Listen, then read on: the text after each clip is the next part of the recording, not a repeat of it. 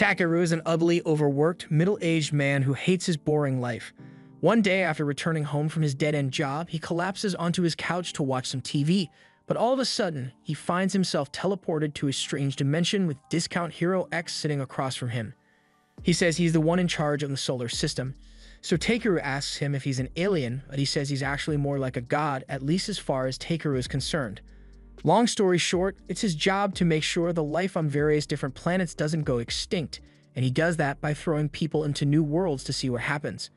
Takeru happens to be the next on the list of people to be sent out, and of course he has the right to refuse, but since he's technically dead right now, his soul will vanish if he doesn't agree to be sent to another world. Takeru doesn't think that's fair at all, and he's right, it's not fair, but there's nothing he can do about it. Kami tells him he doesn't have to worry about it too much since he will be given special powers so he can survive in the new world, but he hasn't really thought about what abilities he should give Takeru, so he takes out a notepad and starts writing down some ideas. Obviously, he would need to be able to use magic, so Kami writes down maxed out mana and asks Takeru if there's anything else he'd want to get. Since Kami is accepting requests, Takeru asks him if he can get a big opaque goth girlfriend in the new world. But with how ugly and boring Takeru is, Kami says it won't be easy.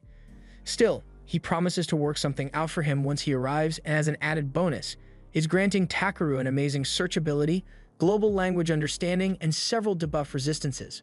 He's honestly not sure if he's allowed to give people so many op stats in one go, but there's no time to change it now since Takeru's body has already begun to disappear, so he wishes him good luck with his new life.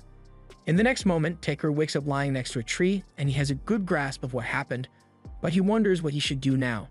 He decides to just start walking in a random direction in hopes of running into some people, and fortunately, he manages to spot a village close by.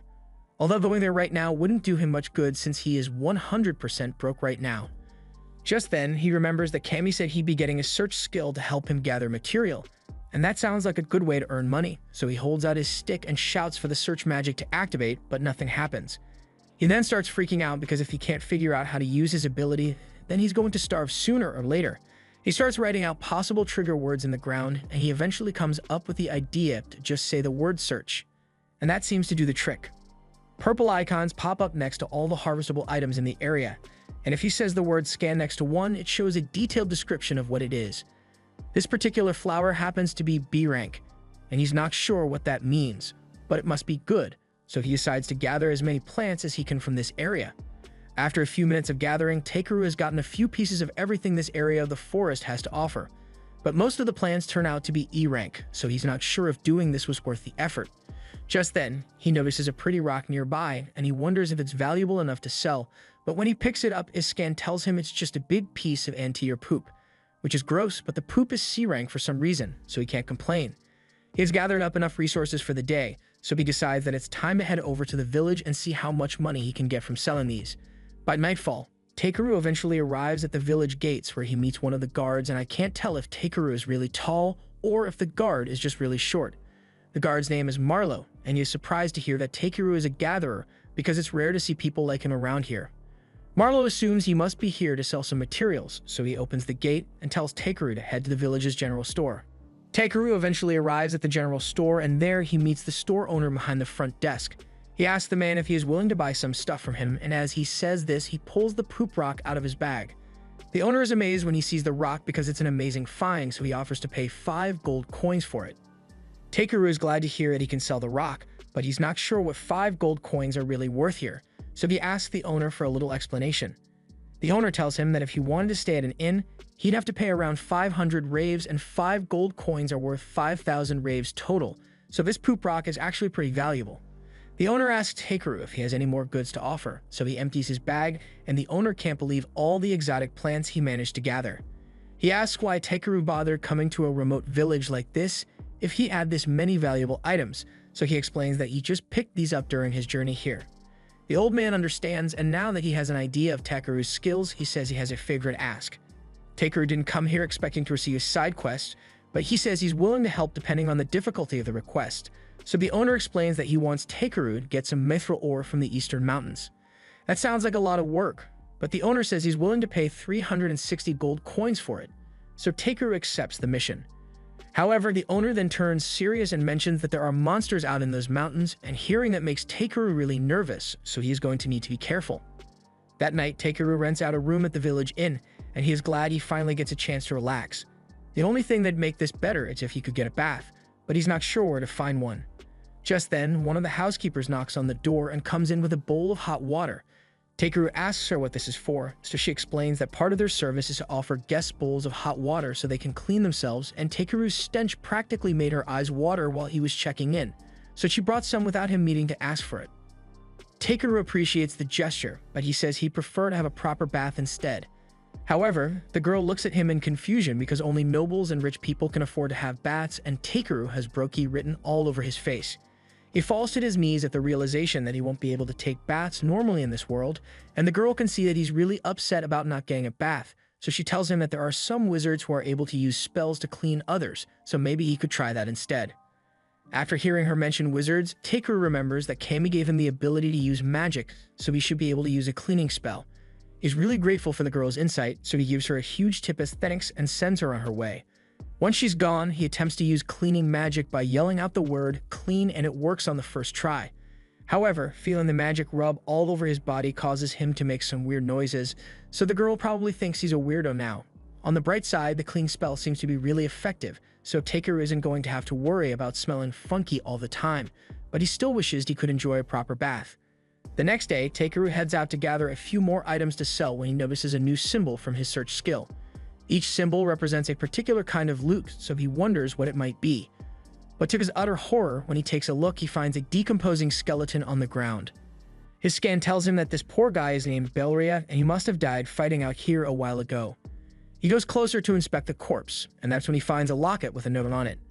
The note was from Belria's little sister, and she was basically thanking him for working so hard to earn money to treat their father's illness, but more than anything, she just wanted her brother to make it home safely, so she asked him not to do anything too dangerous, but he clearly didn't listen to her advice. Takeru spends the next hour holding a burial for Belria, and once that's done, he draws a circle and casts a barrier so he can set up camp. The next morning, Takeru heads further into the forest until he arrives at the Forest of White Trees. This place is supposedly full of monsters and creepy as hell, so Takeru would have loved to avoid this place altogether, but it's the only way for him to get to the Eastern Mountain. He casts a light spell so he can see well enough to scan the area, but he doesn't spot anything of high value.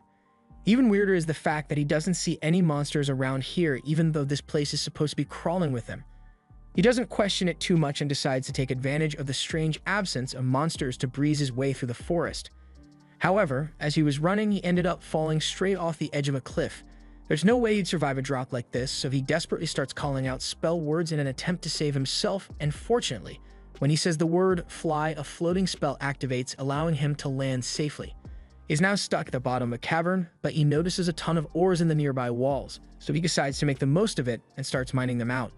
He finds a lot of valuable ores like silver, but there's still no sign of any mithril, so he decides to head deeper into the caves. After walking for a bit, his search skill alerts him to an ore deep in some rocks, but before Takeru could head over, he feels the entire cave system begin to shake, so he's going to need to be careful. He uses a controlled fire blast to break through the rock, and as luck would have it, he manages to find some mithril ore, but it's not much. The cave system suddenly begins shaking again, so Takeru is starting to worry that the roof might collapse. The smart thing to do right now would be to head home for the day and come back when you know it's safe, but just like a fanatic cage diver, he decides to keep going deeper anyway. He eventually comes across an opening which leads him to a beautiful aquifer, and he is really excited because the water looks so dazzling. He uses his ability to scan it, and to his surprise, he discovered that this is S-rank ancient dragon magical water. This is the most valuable thing he has ever found, but that ancient dragon part does concern him a little since he wouldn't want to have to deal with one of those. Just then, as Takeru dips his hands in the water, something huge emerges from the water, and a moment later, Takeru is face to face with the ancient dragon.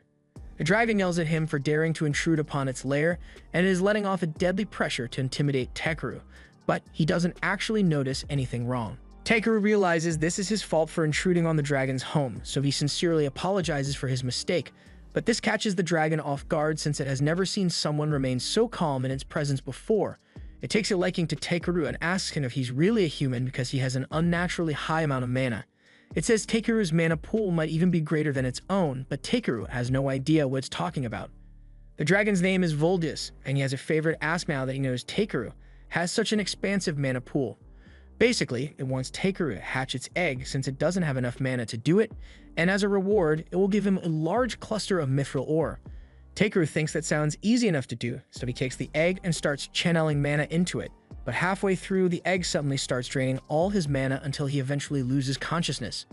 By the time he wakes up, he finds a little baby dragon sitting in front of him, so he realizes the hatching was a success. Voldius is glad to see his child has finally been born, but he then proceeds to ask Takeru to take it with him on his journey. Takeru asks if he's sure about this since he thought Voldius would want to spend time with his kid, but Voldius says Takeru is far stronger than him, so his child would be better off with him. And now that Voldius has some milk to buy at the bottom of his lake, so he submerges himself and leaves Takeru to take care of Bee. Takeru and Bee eventually make it out of the cave, but it's almost dark out and it'll be difficult for them to travel through the forest once it's nighttime. He decides that the best course of action is to hunker down for the night and continue traveling tomorrow, so he tells Bee to get ready to set up camp. First, he reaches into his storage bag and fetches some of the magic water that he got from the cave for Bee. The magic water is apparently essential for the growth of a young dragon, so it's a good thing he got so much of it. After Bee is done with her first cup, she asks Takeru for some more, but when he brings another cup of water, instead of taking it, she pushes it towards Takeru, encouraging him to drink it instead. Takeru isn't particularly thrilled by the idea of drinking water a dragon has been skinny dipping in for centuries, but he doesn't want to say no to Bee, so he downs the glass, and it actually doesn't taste that bad. It's now time for Takeru to set up camp, so he sets down a few magic stones to create a protective barrier. Technically, in this world, magic stones are supposed to be an insanely valuable commodity, but he's able to casually make them by just thinking about a spell really hard and pouring magic into his hand. This one, for instance, is a heating magic stone, and Takeru plans to use it to prepare tonight's dinner, so he sets it up in the fireplace and starts cooking. He's making some grilled steak and meat stew to go alongside it. This has always been his favorite dish, and it looks like Bee wants to have a taste as well because she's practically drooling all over herself at this point. Takeru isn't sure if it's alright for a baby dragon to eat real food when it was born like 2 hours ago, but he gives her a bowl anyway, and Bee promptly burns her lips because she had no idea the soup was so hot. Takeru blows on it a little to help cool it down and hands it back to Bee so she can give it a proper taste, and she absolutely loves the stew. Takeru is glad to see that Bee liked his cooking so much, but he wonders how she feels about having to leave Voldius behind. Bee stares at Takeru with a confused expression on her face because why would she miss Voldius when she's got Takeru right here? While Bee is hugging him, he uses his appraisal skill on her, and he is surprised to see that Bee is already B rank even though she's still so little and cute. She also has a bunch of strong-sounding gifts like limitless evolution, so she's bound to become stronger than him eventually, but he wants to make it clear that she's absolutely forbidden from doing anything that'd be too reckless, which is good advice in principle, but Bee wasn't listening at all. The next morning, Takeru climbs back up the cliff, and when he gets to the top, he's surprised to see that the forest seems totally normal now. He wonders what could have caused such a drastic change overnight, but it's not his job to figure things like this out, so he decides to just let it go.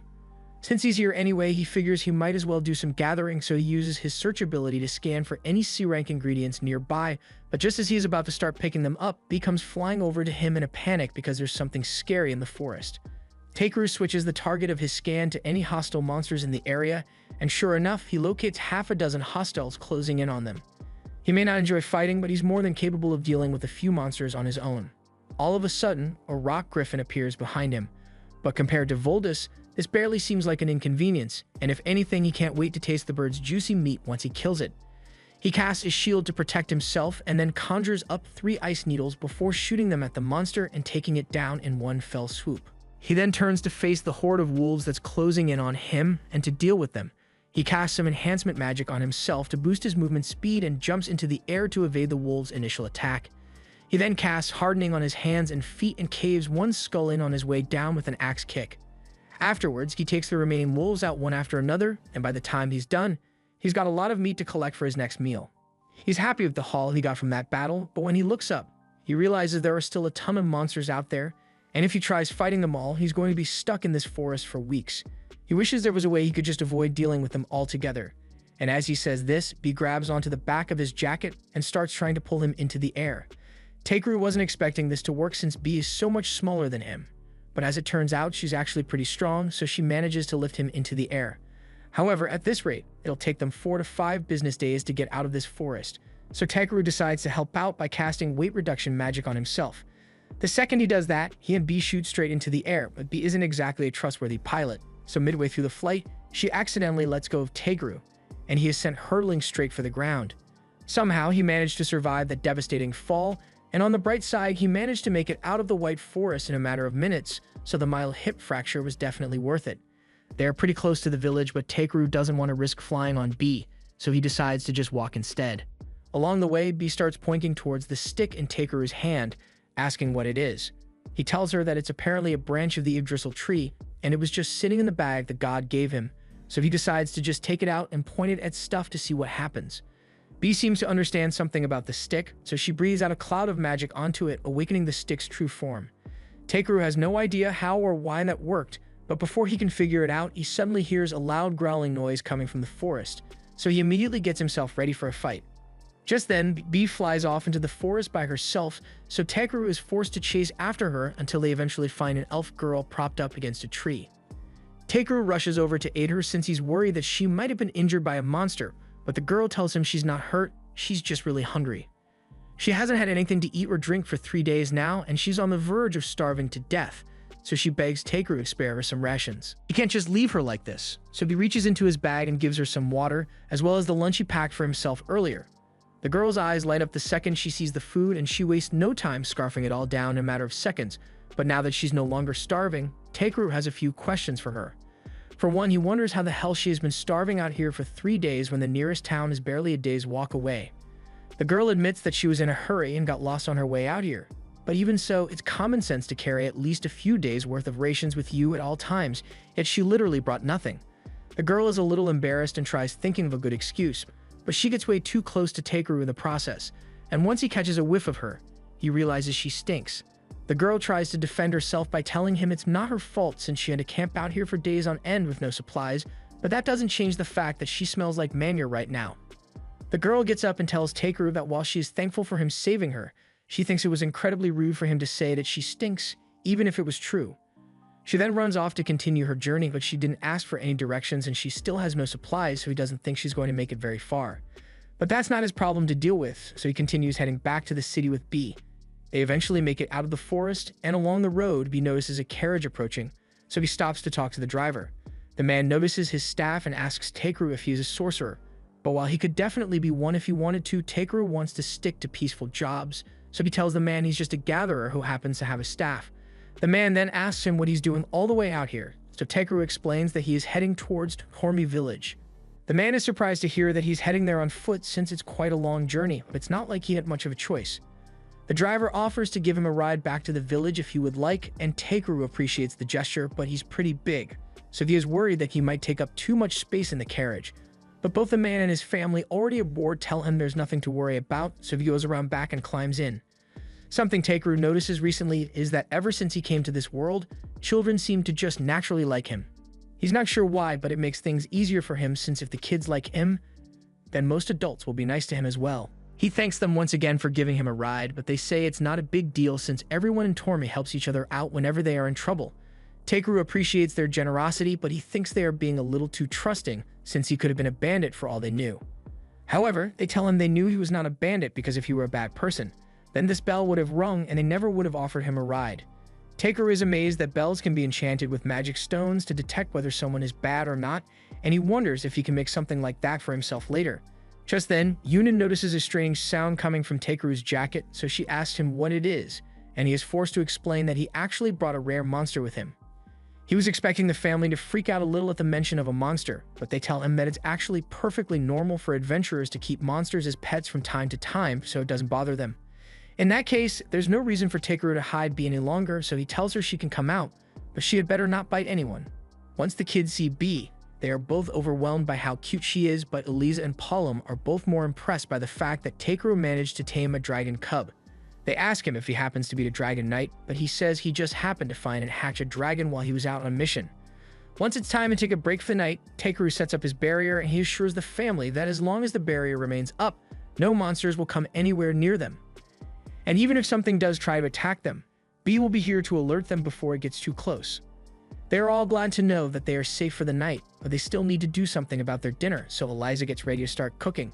But before she does, Tegru asks her if she'd be willing to let him handle the meal prep for today.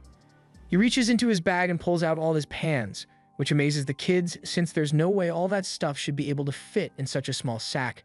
Takeru explains that his bag operates like an item box, so there's a lot more space on the inside than it seems, and it's really handy for gathering things. Once Takeru is done cooking, everyone digs in and they are all delighted by how delicious his food is, especially Paulum since he was sick of having to eat dried meat all the time. As the night drags on, they all begin to sing songs and dance to pass the time, and the kids even invite Takeru to join in. He never got to experience anything like this when he was back on Earth, since he'd always just spend the night alone in front of his TV, but eating with others is a lot more fun than he thought it would be. The next morning, Takeru wakes up and begins working on cleaning his scissors to keep himself busy until it's time to get back on the road. Poland tells him they can head out after they've had breakfast, but Takeru actually has a small favor he'd like to ask. He has never tried driving a carriage before, so he asks Poland to let him try, and he sees no issue with it. So he lets Takeru take the reins, and before long they arrive at the village. Takeru gets off the carriage and Poland thanks him for sharing his food, but Takeru says he should be the one thanking them since he didn't have to walk all the way back on his own. Poland and the others drive off afterwards, and as the short guard watches them leave, he says it must finally be spring. Takeru doesn't know what that's supposed to mean, so he asks the guard for an explanation, and he is informed that Poland does weaving for a living. He frequently travels to warmer regions for work, and the journey is always difficult for him and his family. Unable to hunt, they're left to survive on meager rations. That explains why he was so happy to taste Takeru's food, and learning how bad Poland has it makes Takeru realize how lucky he is to have an ability that allows him to gather materials.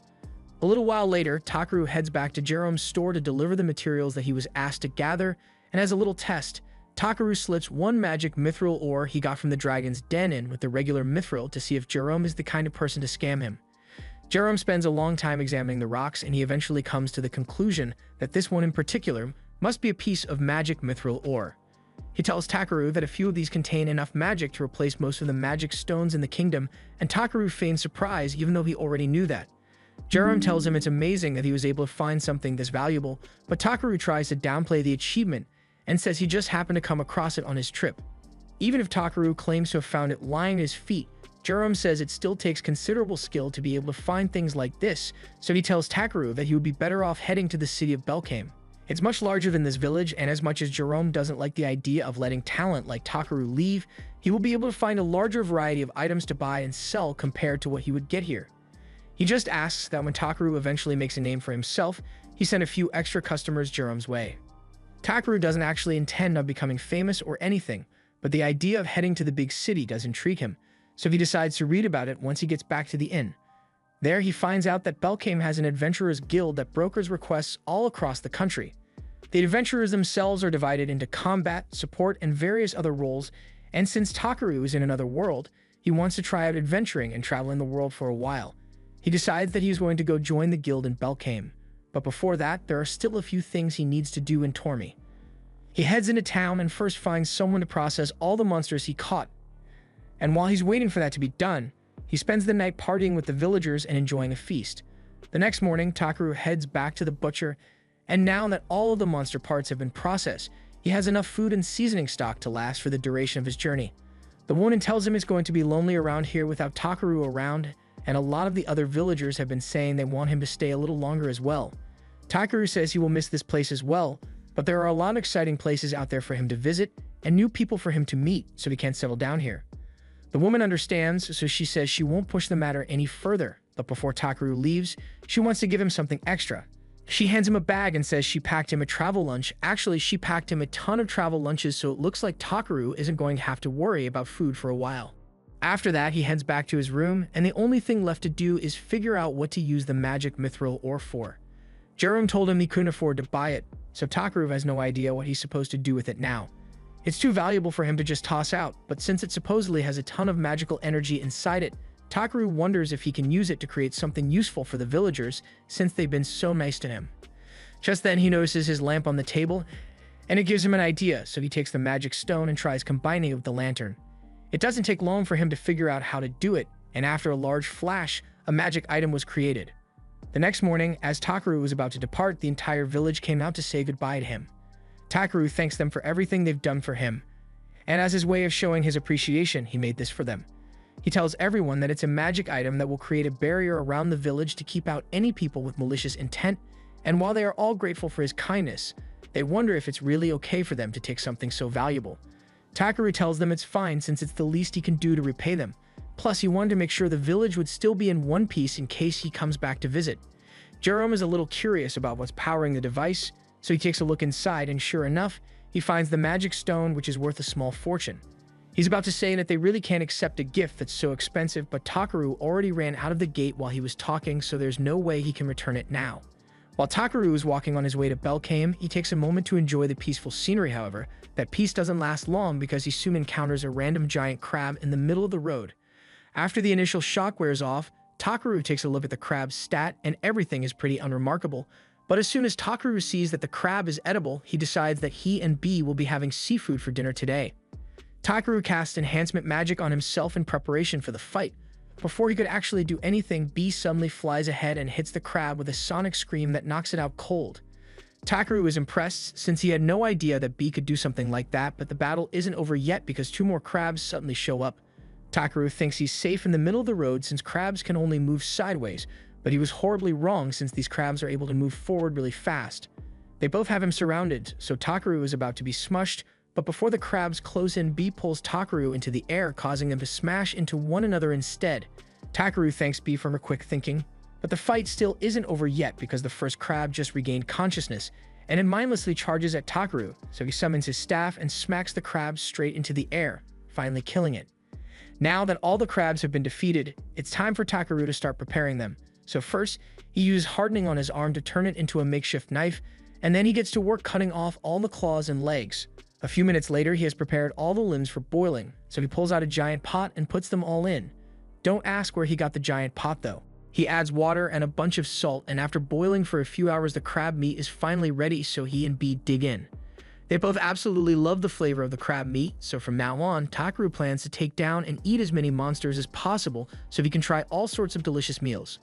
A few days later, Takaru and B arrive at the gates of the city of Belkame, and he is amazed by how magnificent the fortress walls are.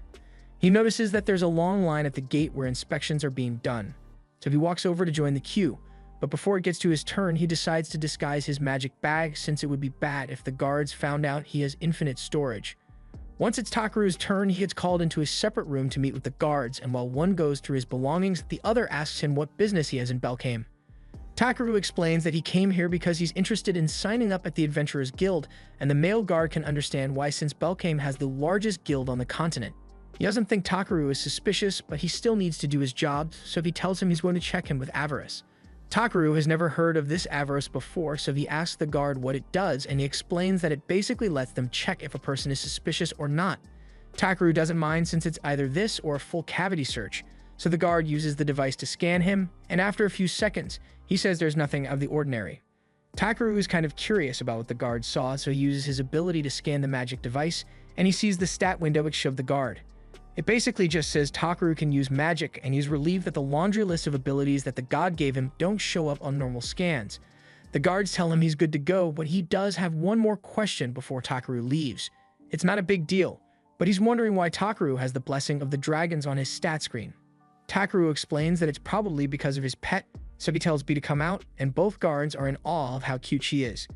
There are no rules against having pet dragons here, so Takaru is allowed to take B inside, but the guard tells him he's going to have to put some sort of tag on B as proof of ownership in case anything happens in the city. Takaru isn't sure what to use since he didn't bring a collar with him, but then he remembers that Poland's kids gave him a lucky charm a few days ago, so he takes it out of his bag and slides it onto B's tail. The guard says that's good enough, so now all that's left is to file a report telling the mayor that a dragon has entered the city, but Takaru doesn't have to worry about that. They return his bag and tell him that if he wants to get to the Adventurers Guild, then he can get there by going straight along the main road. As Takaru takes his first steps into the city, it is even more amazing than he thought it would be. Just then, B points to a big building at the end of the street, and that must be the Adventurers Guild, so he heads inside and takes a look around. A few moments later, a woman named Europa approaches Takaru, and she welcomes him to the Adventurers Guild. They are always happy to get new registrations, so she leads him over to the reception desk where Takaru is introduced to the receptionist Ariana. She asks him to fill out his name and current job on the form, and that sounds simple enough. But now that Takaru thinks about it, he doesn't know why he is able to understand this world's language at all. After filling out the form, Ariana asks Takaru if he has any combat experience, and Takaru informs her that he has taken out a griffin, a bunch of wolves, and a couple of crabs as well. That all sounds very impressive, but Ariana kind of thinks Takaru is making it up, so she asks if he has any proof of his kills. He says he does have proof, but it's pretty big, so he asks her if it's really alright for him to bring it out right here. Ariana doesn't think it will be that bad, so she tells Takaru to go ahead, but to her shock, he pulls out a giant crab and drops it right on her desk. The weight of the crab crushes Ariana's desk instantly, and Takaru realizes he may have messed up, but in his defense, he did warn her that it would be big. All the guild patrons gather around to see what all the commotion is about, and the guild master asks what's going on. Takaru says he just wanted to show Ariana his crab, and the guild master can see that, but he gets suspicious of the fact that Takaru has an item box, so he asks him where he got it. Takaru says he got it as a gift, and after using his ability, the guild master confirms that Takaru is telling the truth. The guild master has a scan ability similar to Takaru's, but instead of a stat screen, he just sees an aura around a person that tells him whether they have good or bad intentions, and Takaru seems fine, so there's no need to punish him for a simple mistake. He says they can appraise the crab and issue payment by the end of the day, but Takaru says he actually plans to eat the crab later, which shocks everyone in the guild. The crowd is starting to get even bigger, so Ariana says she will finish Takaru's registration in the room next door. Once she's at a new desk, she tells him that the crab definitely proved that he is a capable fighter, so she finishes up his registration and slides a guild armband over to him. She knows he deserves a higher rank, but according to the guild rules, all new members have to start at F rank. However, with his skills, he should be able to rank up in no time. The next day, Takaru tracks down the family of Balluri, the guy he found dead in the woods, so he can inform them of his passing and return a few of his belongings. Balluri's family is devastated, especially since they had told him not to go adventuring, but he insisted on doing it to pay for his father's medicine. Takaru can tell that the father is still very sick, and he feels bad about losing his son, so he wants to do something to help out. Afterwards, he heads to the guild to sell a bunch of herbs, and the clerk is thrilled by how large all the mushrooms and leaves are. Just then, Ariana comes around the corner looking for Takaru, and it looks like he's become quite popular in town lately because a ton of jobs were posted personally requesting Takaru. Takaru is happy to hear that people think so highly of him, but he doesn't have enough time to take on all of these jobs, so he tells her he will just take a few for now. After that, Takaru heads to the bathhouse to take a long and relaxing soak, and a few moments later, Clay walks in as well and takes a spot right next to Takaru. Takaru is surprised to see him here since he usually doesn't show up at this time, but he says it looks like it's going to rain soon, so he wanted to get a quick bath beforehand.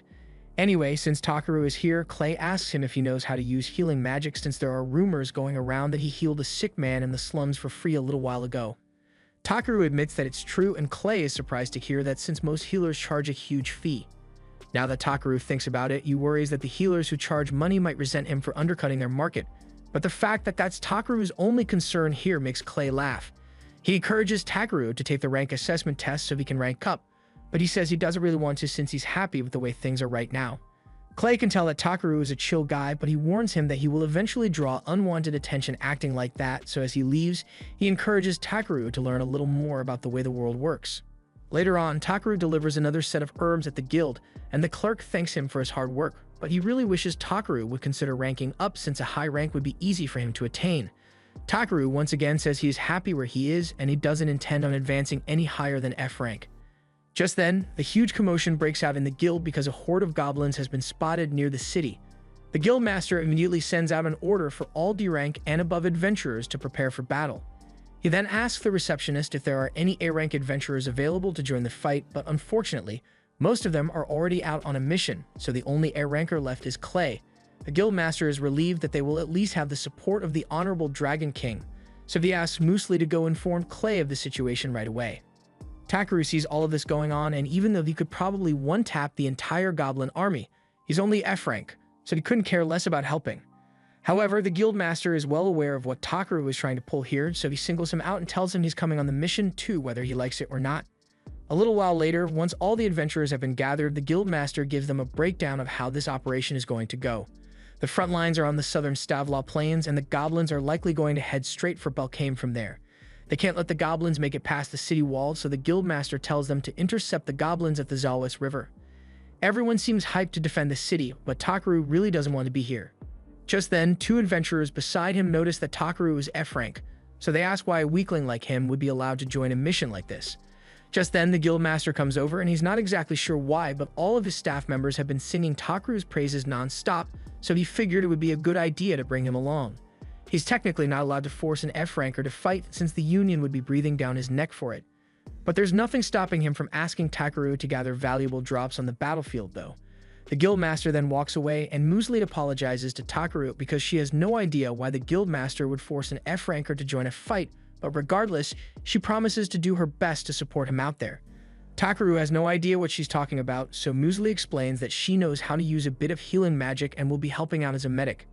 Takaru can see why Musli would be asked to help, but with how excited she is for a deadly battle, he gets the feeling that something is going to go horribly wrong. A little while later, Takaru arrives at the outpost with Musli, and the second they get there, she gets scared by a bird and starts clinging onto Takaru's arm. He asks her if she could let go of him, but Musli is too terrified to release her grip. She keeps insisting that she's not scared at all, but Takaru isn't blind. He tells her that they are at a rear outpost, far removed from any of the actual fighting, so the chance of her running into an actual monster is really low.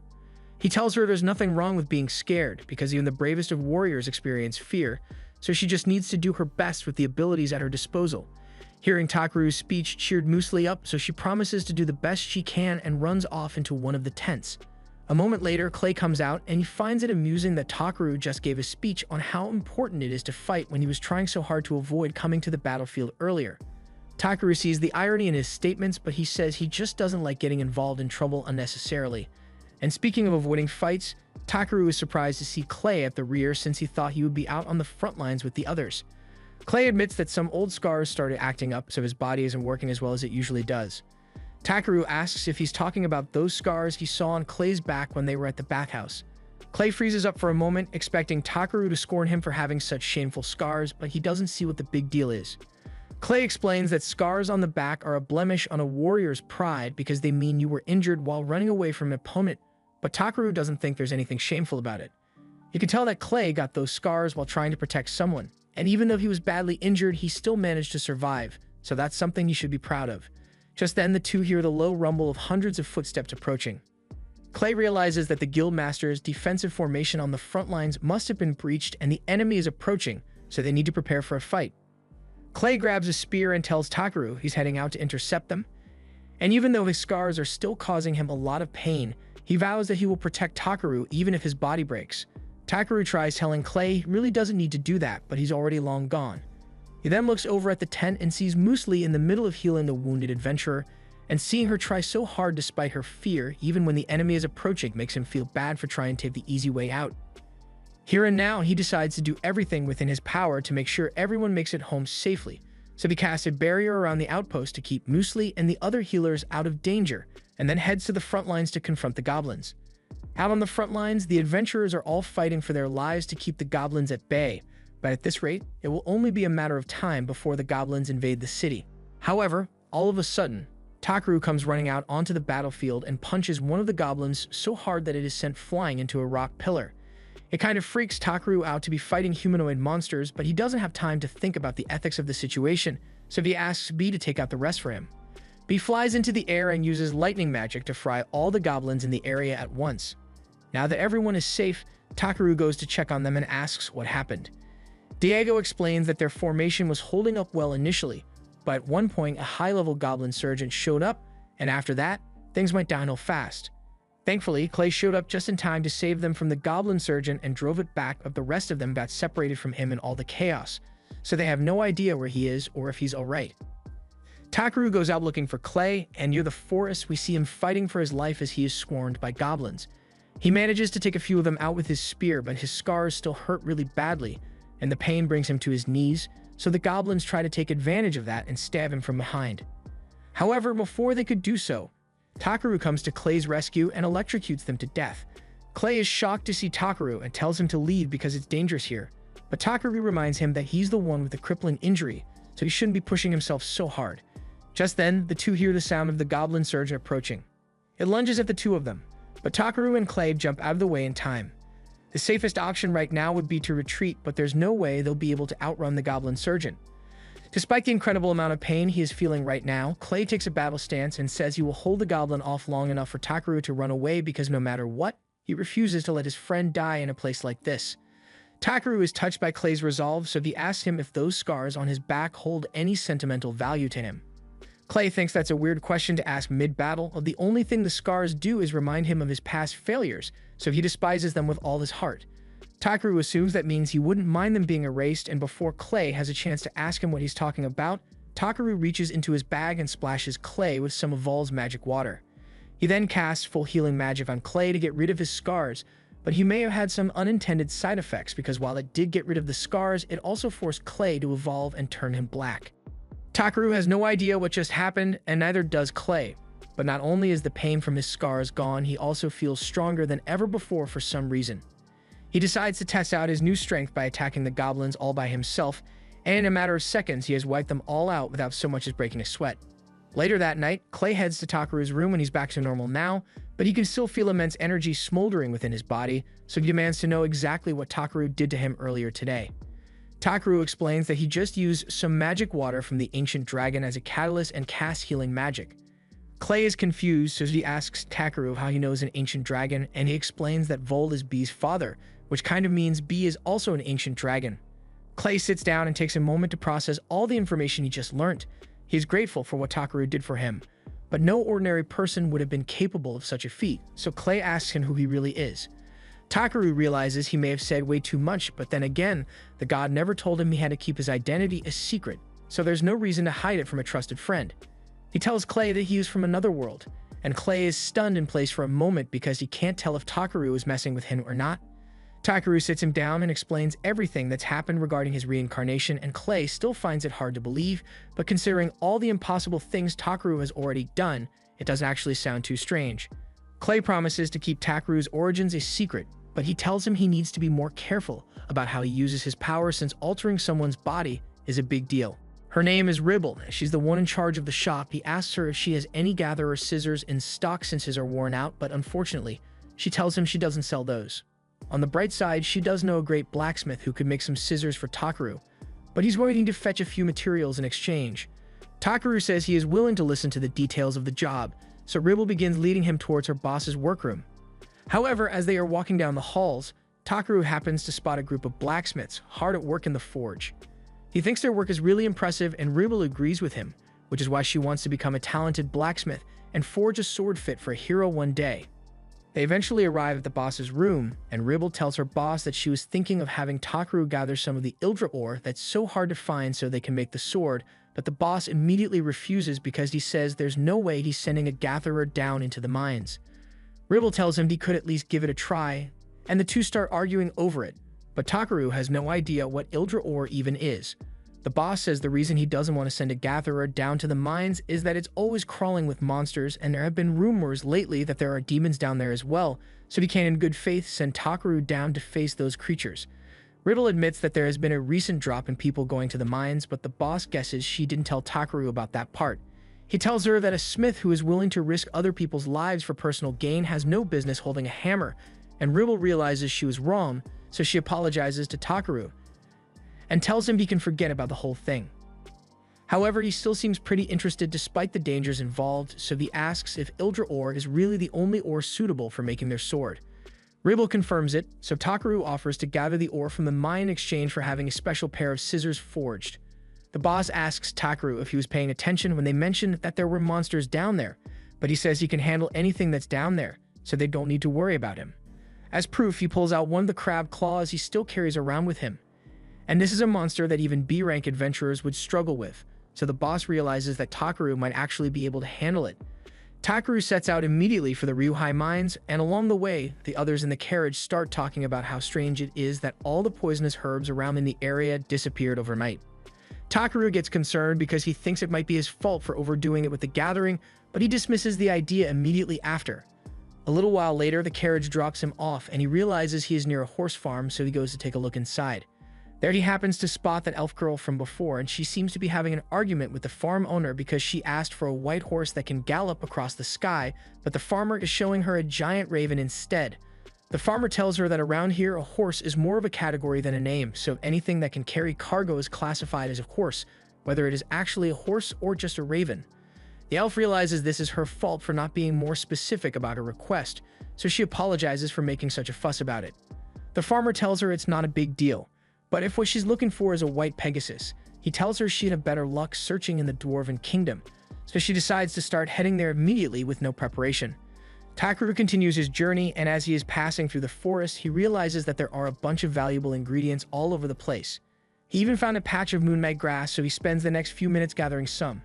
However, just as he is about to leave, he hears a familiar growling sound coming from the corner, and when he gets to check it out, he finds the elf slumped against a tree and on the verge of dying from hunger. Again, he gives her some food and water, and she is very grateful for the help, so she extends her hand for a handshake. However, she still smells absolutely awful, and Takaru refuses to be subjected to the foul stench any longer, so he uses clean on her. She introduces herself as Velvereta Brolita, and she thanks Takaru for his kindness towards her both now and back then.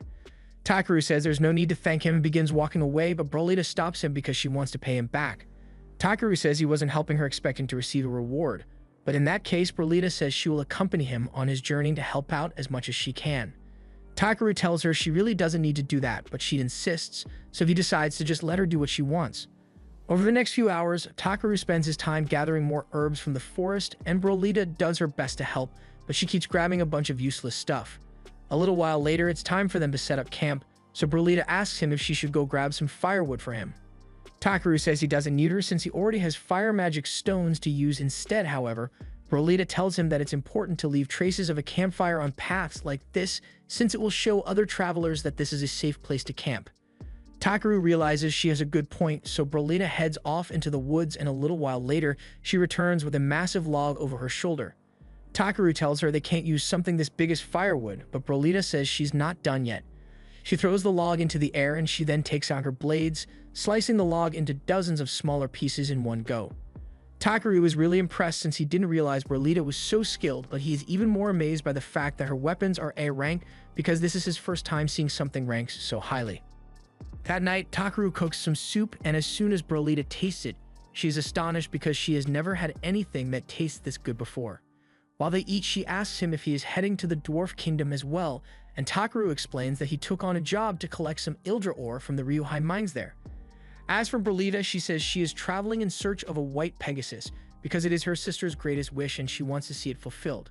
That said, she has once again feasted on Takaru's food, and her debt to him has grown even larger, so she must repay him somehow. In that case, Takaru asks if he can hire her as his bodyguard because there are a lot of things about adventuring that he still isn't familiar with. She tells him she would be happy to act as his bodyguard, and for the first time, Takaru notices that when she isn't nearly starving herself to death, Brolita actually looks really nice.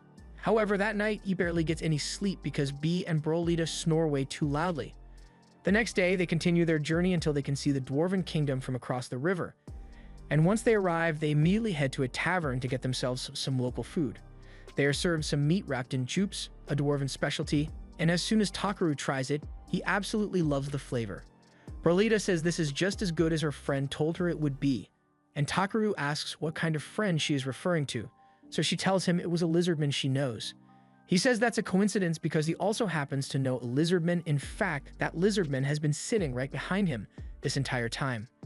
Takaru is surprised to see Clay here, and Clay asks why Takaru left town without even giving him a heads up beforehand.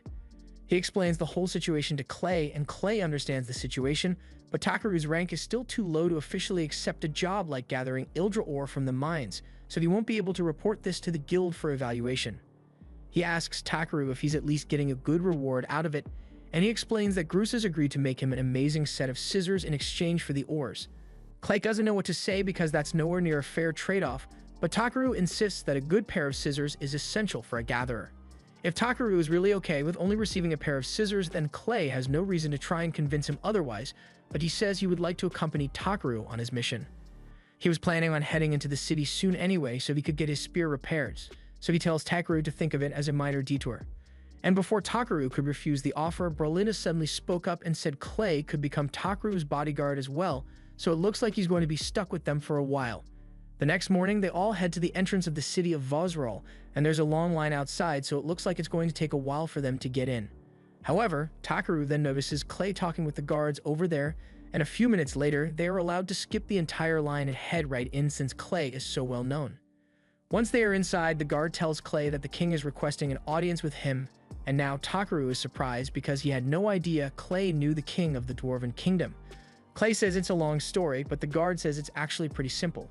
Clay once saved them from the Thunder King Zengam, and ever since he has been revered as a hero. However, Clay explains that he didn't actually do anything. The dwarves are people who are skilled when it comes to crafting weapons, but they couldn't wield those same weapons to protect themselves, so they often ended up being forced into servitude by a demon. Then one day, Clay happened to be walking by, and as soon as the demon spotted him, it immediately ran away because it didn't want to fight, which is why the dwarves see him as their hero. They even created a statue in his honor, but they apparently aren't very good at sculpting because it looks more like a T-Rex than Clay. A little while later, Clay and the others head to the castle to meet King Zeph, and Clay immediately demands to know whose idea it was to make a statue of him that looks like that, and Zeph jokingly says he just thought it would look cool that way. Takaru can tell that Clay and Zeph seem to be really close, but he needs to interrupt their banter because he has a letter of introduction he needs to give the king. It's from Grusas, and it is basically asking for permission for Takaru to head into the mines. The king says he normally wouldn't have a problem with it, but a few months ago the mine became a den for countless demons, so he is worried about Takaru's safety. He asks him if he's sure he still wants to go in despite knowing the risks involved, and Takaru confirms it. So the king tells him that he and his friends have permission to go in and uncover the truth behind the demon infestation. Clay immediately says he understands, but Takaru is left speechless because investigating demons wasn't meant to be on his agenda today. They eventually head to the entrance of the mine, and the local guild's head receptionist opens the gate to let them in. Takaru creates a light spell to illuminate the area, but from what he can see, there aren't many ores out here, so he asks the guide if they can go a little deeper. The guide agrees, but all of a sudden, B senses something approaching, so Takaru uses his scan ability and realizes that they are being attacked by two giant spiders. Clay steps up and uses his spear to stab the first one through the mouth, and while he does that, Takaru uses magic to stun the second one in place, buying enough time for Brolita to slice it to pieces, so the spider problem has been dealt with. The further into the mine they head, the stronger the magical energy feels, and Takaru is starting to notice traces of Ildra ore in the walls, but they aren't big enough for what he needs. Just then, he notices something buried deep in the wall, so he launches some explosion magic at it, exposing a massive ore vein of Idrite. It's not Ildra ore, but it is even more rare and valuable, so the guide tells him that this is an amazing find. However, just then, V warns Takaru that something is approaching, and the guide's eyes go white as he realizes it is a demon. After getting a good look at it, Takaru tells everyone to stand back because he intends to handle this one by himself. But not because he hates demons or anything, it's because the demon in question happens to be a crab and he and B can't wait to eat it. Takaru asks B to provide some cover fire while he rushes in to attack, but he reminds B not to use any fire or lightning attacks since they wouldn't want to destroy any of the juicy crab meat. B uses a sonic scream to disorient the crab while Takaru runs up and bashes it over the head with his staff. However, this one is much more durable than the others he's dealt with in the past, so he gets smacked across the face, but he's not giving up yet. The crab tries to stomp on him, but Takaru manages to roll out of the way in time, and B uses the opportunity to freeze the crab's leg in place. This gives Takaru an idea, so he forms several ice needles and launches them all at the crab, freezing it solid. Brolite is amazed by how easily Takaru was able to defeat the crab monster, but Clay, on the other hand, is furious and asks why Takaru chose to fight that thing on his own.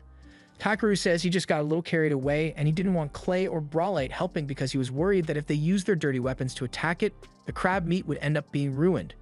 Clay is shocked to learn that Takaru actually plans to eat that thing, but that aside, he reminds Takaru that he is here as his bodyguard and that means it's his job to fight and protect him at all times, so he should learn to rely on his friends more often.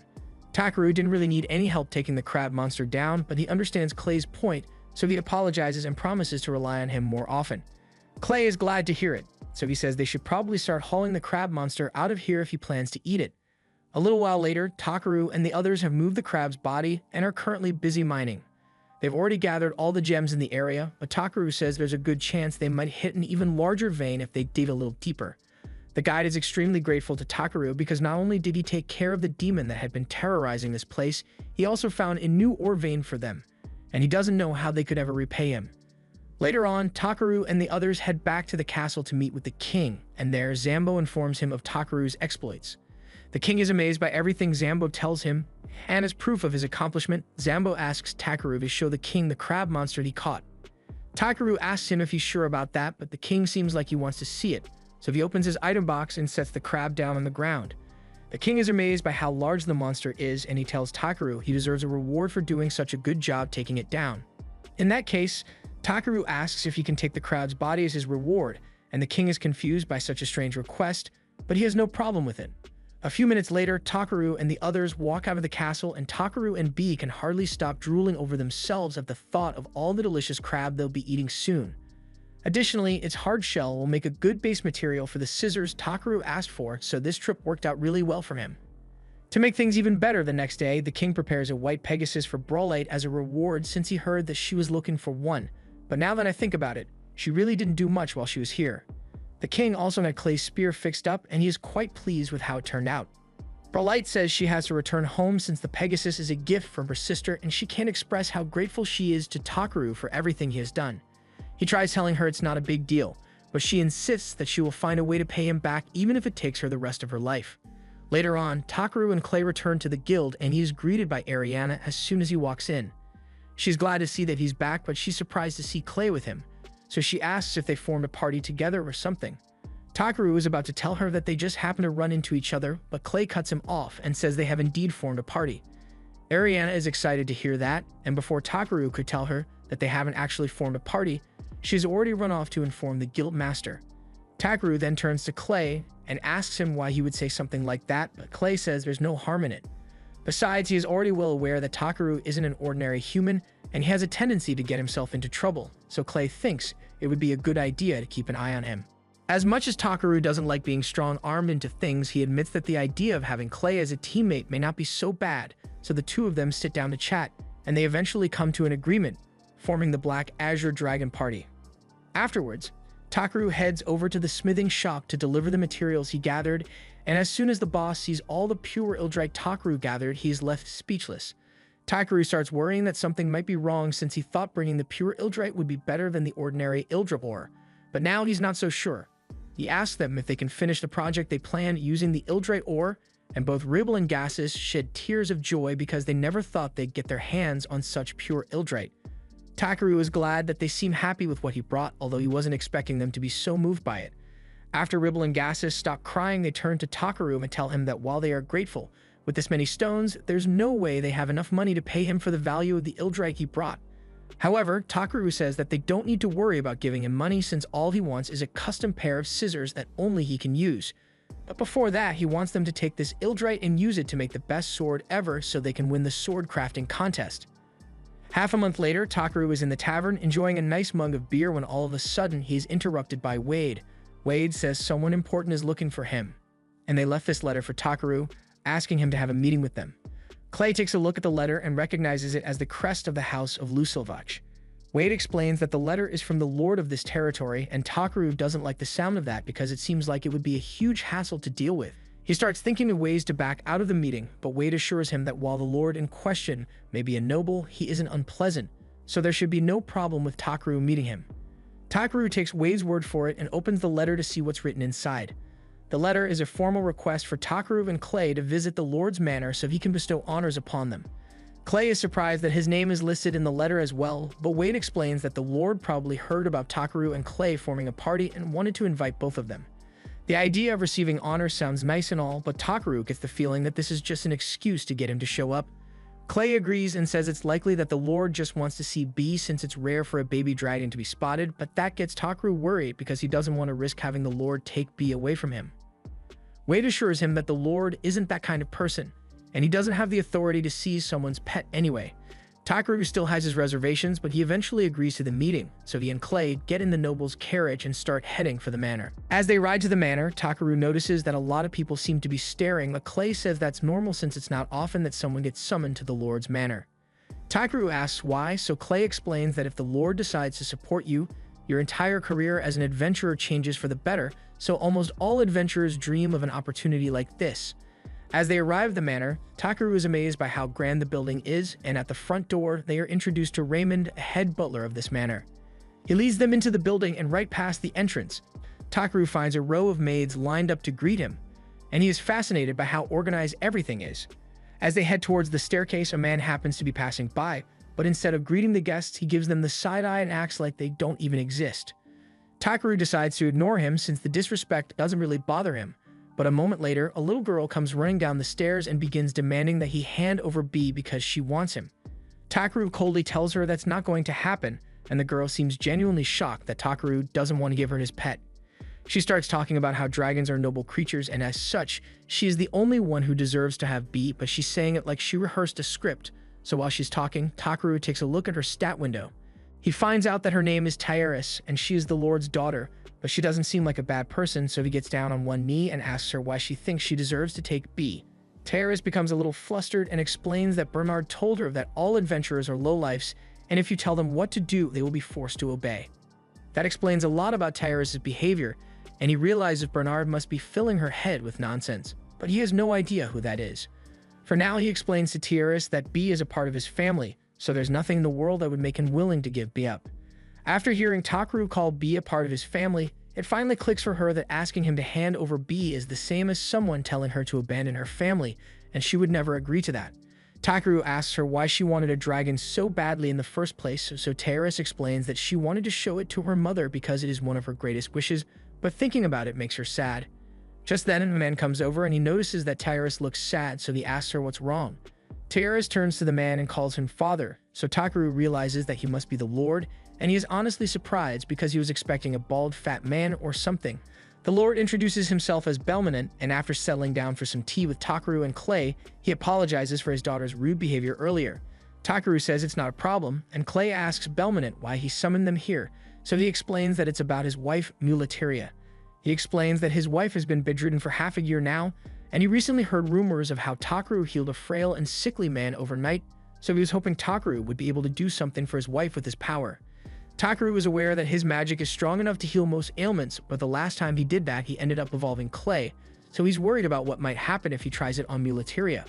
Belmonent goes on to explain that the reason Terrifies wanted Takaru's dragon was because in a few days, she will have to return to her school in the royal capital, and she thought that if she left an adorable creature by her mother's side, then maybe it would lift her spirits. She can be a bit misguided at times, but deep down, she's a good kid, and the story has both Clay and B in tears. So Takaru eventually agrees to help, but he's still worried that this might end up causing trouble for him down the line. Belmonent is overjoyed to hear that Takaru is willing to help, so he leads him to his wife's room and tells her that he just brought someone who might be able to cure her. First of all, Takaru scans her, and when he takes a look at her status window, he realizes this is worse than he had thought. I don't know how, but she's got a laundry list of life-threatening diseases. To name a few, she has severe cataracts, anemia, kidney and liver poisoning, and that's just the first few. It's a miracle that she's still alive right now, but he should be able to heal most of her ailments. However, there's something here called Ivor poisoning, and he has never heard of that before, so he's not sure his magic will be able to take care of it. Either way, he won't know until he tries, so he asks Belmonent if he's willing to entrust the life of his wife to him, and both he and Muleteria agree to put their faith in Takaru. Clay asks him if he intends to use the same technique he used to heal him back then, but Takaru says he can't since it puts a lot of strain on the body, and in Muleteria's current condition, there's no way she'd be able to handle that, so he's going to try something different. But first, he needs to do something about this dark and gloomy room, and since all the windows are closed in order to protect Muleteria's sensitive eyes, he's going to start with that. He puts his hand over her face and casts healing magic, but if he uses too much at once, he could accidentally hurt her, so he needs to be really careful. Once he is done, he asks Muleteria to slowly open her eyes, and as she does so, she is stunned at her realization that she can actually see again. Takaru is glad to hear that because it means she doesn't need the room to be so dark, so he takes out his staff and uses cleaning magic to get rid of all the dust and open the windows to let fresh sunlight in. Muleteria is overjoyed to be able to bask in the sun without her eyes burning, and it's all thanks to Takaru. But as much as he'd like to take care of her other ailments next, he can't right now, so he asks to speak with Belmonent in private for a moment. Belmonent agrees to go with him, and once they are alone, Takaru informs him that his wife has something called Ivor poisoning, and from what he knows, she got it from ingesting Ivor toxins. Belmonent is about to say there's no way Muleteria would be careless enough to eat that toxin, but then he realizes that someone must have been poisoning her, and he can't believe he never noticed. He asks if there's anything he can do, but since Takaru has no idea how Ivor toxins work, he can't heal her. He asks Belmonent if he can get his hands on an antidote, but he says it isn't possible. Ivor toxin is an ancient forbidden poison that was lost to time, and as such, the antidote recipe was also lost to time, so no one knows how to make it anymore. However, Belmonent does know where they might be able to find some clues, so he pulls out all the old record books in the library and explains that these contain notes from all the previous lords, so they might be able to find some information regarding the Ivor toxin in here. But there's one small problem. All the books are written in an ancient language that no one has been able to decipher for decades. However, thanks to Takaru's translation skill, he's able to understand the writing without much trouble, but reading all these books to find information on the Ivor poison would take ages, so he wishes he could search for keywords or something to make it easier. Just then, he comes up with the idea to modify his search skill and use it to identify the book that contains information on the Ivor poison. And yes, if search is so flexible, he could probably just use it to find the Ivor poison directly, but he didn't think of that. After activating his search, one of the books lights up, so he flips through the pages and eventually finds a section that contains information about the poison. It's the diary of a boy named Pola Pola, and it talks about how he randomly came across a field of Ivor flowers near a lake with a horse rock nearby, and Clay happens to know where that lake is. He saw it on one of his journeys to a small village, so he points to it on a map and tells the others that the village is called Asheth. Belmont realizes that Asheth is in the Venone region, and that's outside the Lusulvach territory, so it would take at least 5 days of travel to get there. And if that's the case, Takaru says he will leave immediately since there's no time to waste. As the horses are prepared for Takaru's departure, Bernard watches from the windows with a look of contempt on his face, and as for Takaru, he is next to one of the castle walls, setting down some magic crystals. Belmont comes over to find him and asks what he's doing, so Takaru explains that he was just setting up a little safeguard, since there's a chance that someone might try to harm Muleteria while he's gone. Just then, Terrifies comes running over to see Takaru because she wanted to apologize for the way she acted earlier. He came here to save her mother, yet she acted so rudely towards him for no reason and she feels terrible about it. However, Takaru tells her that what's important is that she was able to recognize that she was wrong and correct her behavior. It's a very important skill to be able to realize that you might be wrong about something, so Terrifies is well on her way to living a full and rich life. From now on, he asks Terrifies to think things through for herself before acting, and she promises not to make the same mistake again.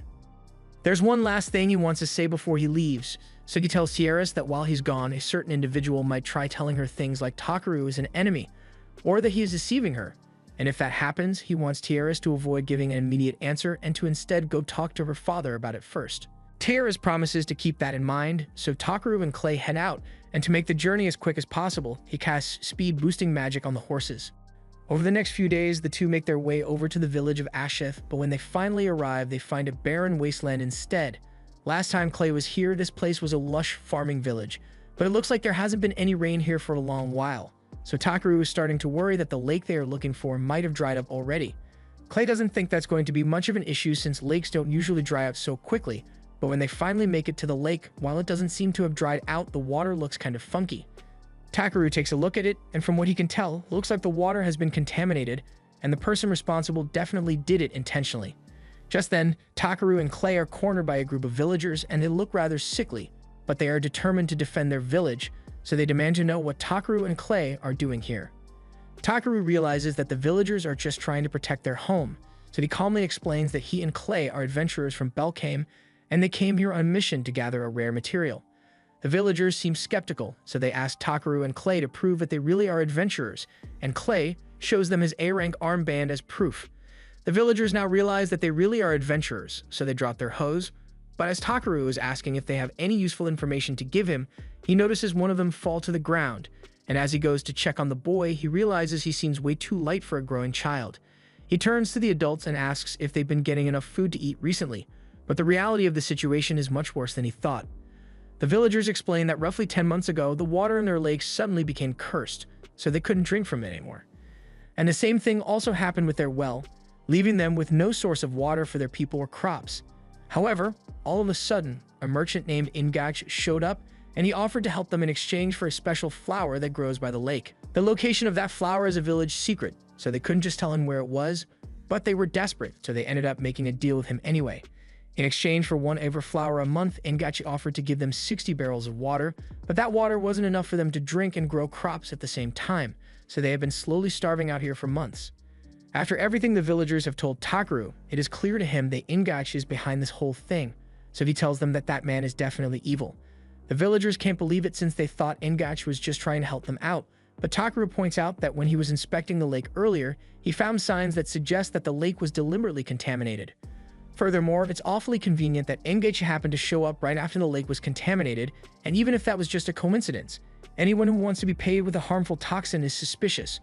The village chief is mortified by the realization that Ngachi has been using them all along, and Takaru is enraged by all the suffering that merchant has caused. Not only is he likely involved in the poisoning of Muleteria, but he also practically destroyed this village and caused the children here to go hungry just so he could get his hands on the Iver flower. Takeru swears that he won't let Ingachi get away with this, but first he needs to take care of the villagers, so he asks B to fly into the air and use some spirit magic. B understands what Takeru is trying to do, so he flies into the sky and uses magic to form rain clouds over the village. It soon begins raining, providing the villagers with enough clean water to last for a while, but he's not done yet. He then uses his clean spell to clean up all the villagers since they haven't had any water to bathe in for months. And finally, he uses repair magic to restore all their houses.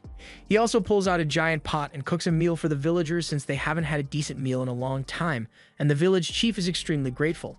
The kids in the village have really taken a liking to Takeru, so they offer to show him their secret hideout in the woods.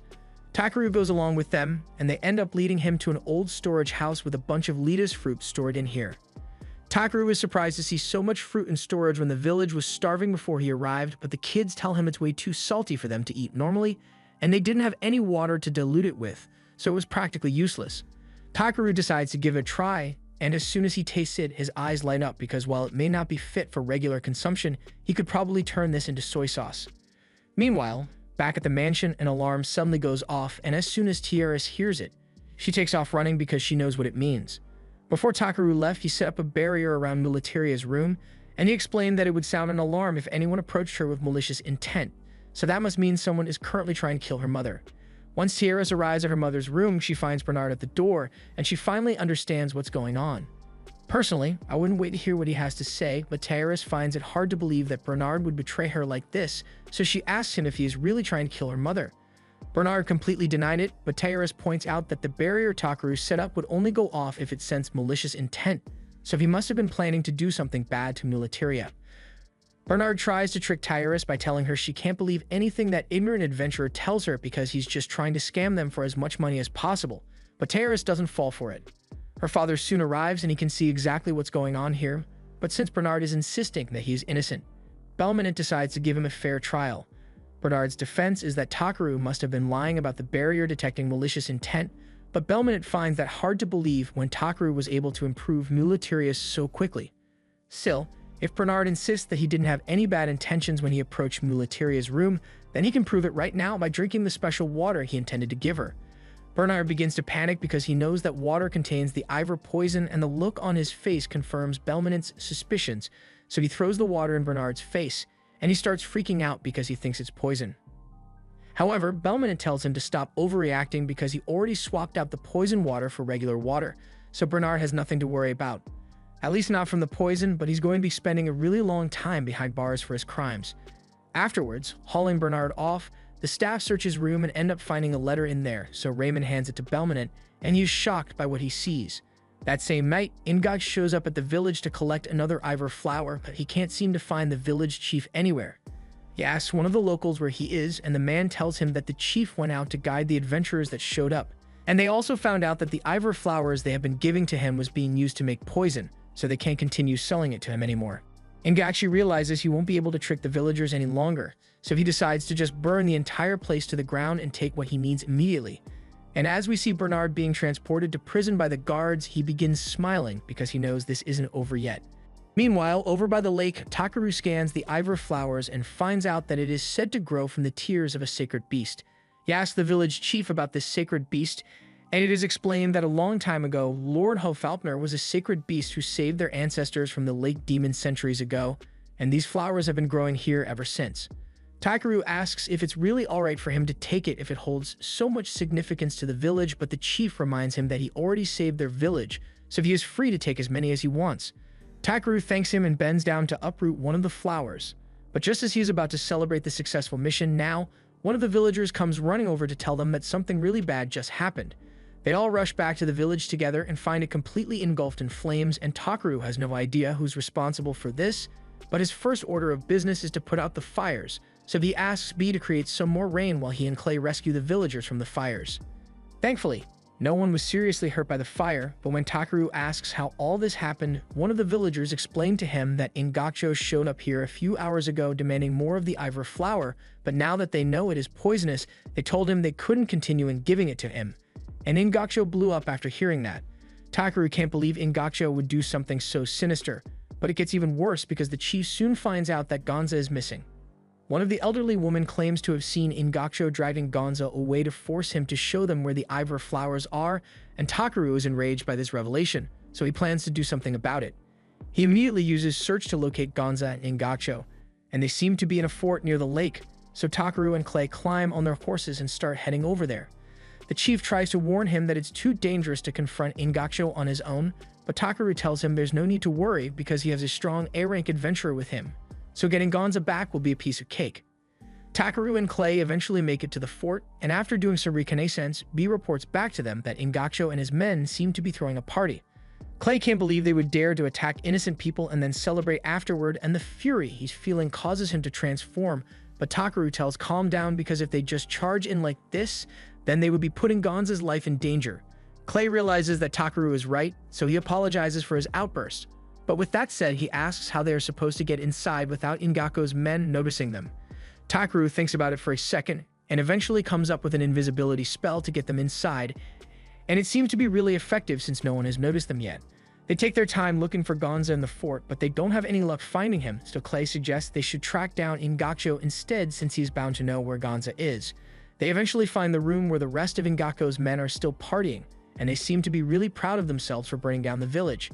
They say the villagers deserved it for daring to defy Ingacho, but they never got the kid they kidnapped to spill the beans on the location of the Ivory flowers.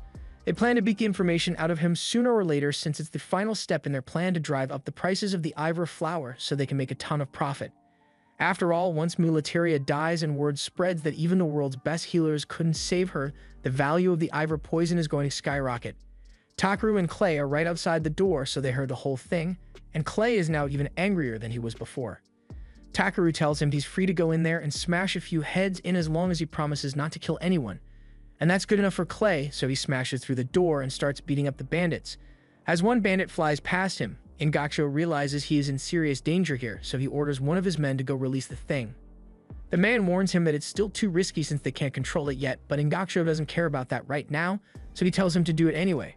In all the chaos, while still invisible, Takaru sneaks up next to Ingacho and asks him where the child he kidnapped is being kept, and Ingacho is so overwhelmed right now that he just blurts out that Gonza is in the other building without realizing who he is talking to. Takaru heads out back after finding the other building that Ingacho was talking about, but there's a guard in front of it, so B offers to handle it for him. B then proceeds to headbutt the guards straight through the wall, and once they are inside, Takaru finds Gonza trapped in one of the cells.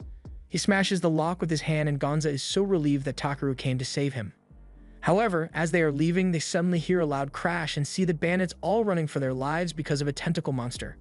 Takaru is fairly certain that Clay didn't have any tentacles last time he saw him, so he asks one of the bandits what that is, and the guy tells him that it's the lake demon, so they need to get away from here as soon as possible. Clay should still be in his evolved form right now, so Takaru thinks he should be able to handle himself, but depending on the lake demon's abilities, Clay might still need some help. He asks Gonza to get off his back so he can go help Clay, but Gonza won't let go, and Takaru realizes he must be scared out of his mind, so it's natural that he wouldn't want to be left alone here. It may be a little risky, but Takaru decides to bring Gonza along with him, so he asks him to hold on tight and sets up a barrier to make sure he doesn't get hit by any falling debris. They eventually arrive at the main hall and find Clay in the middle of fighting the lake demon, but while Takaru was expecting something a little more menacing, the monster turns out to just be a giant anemone.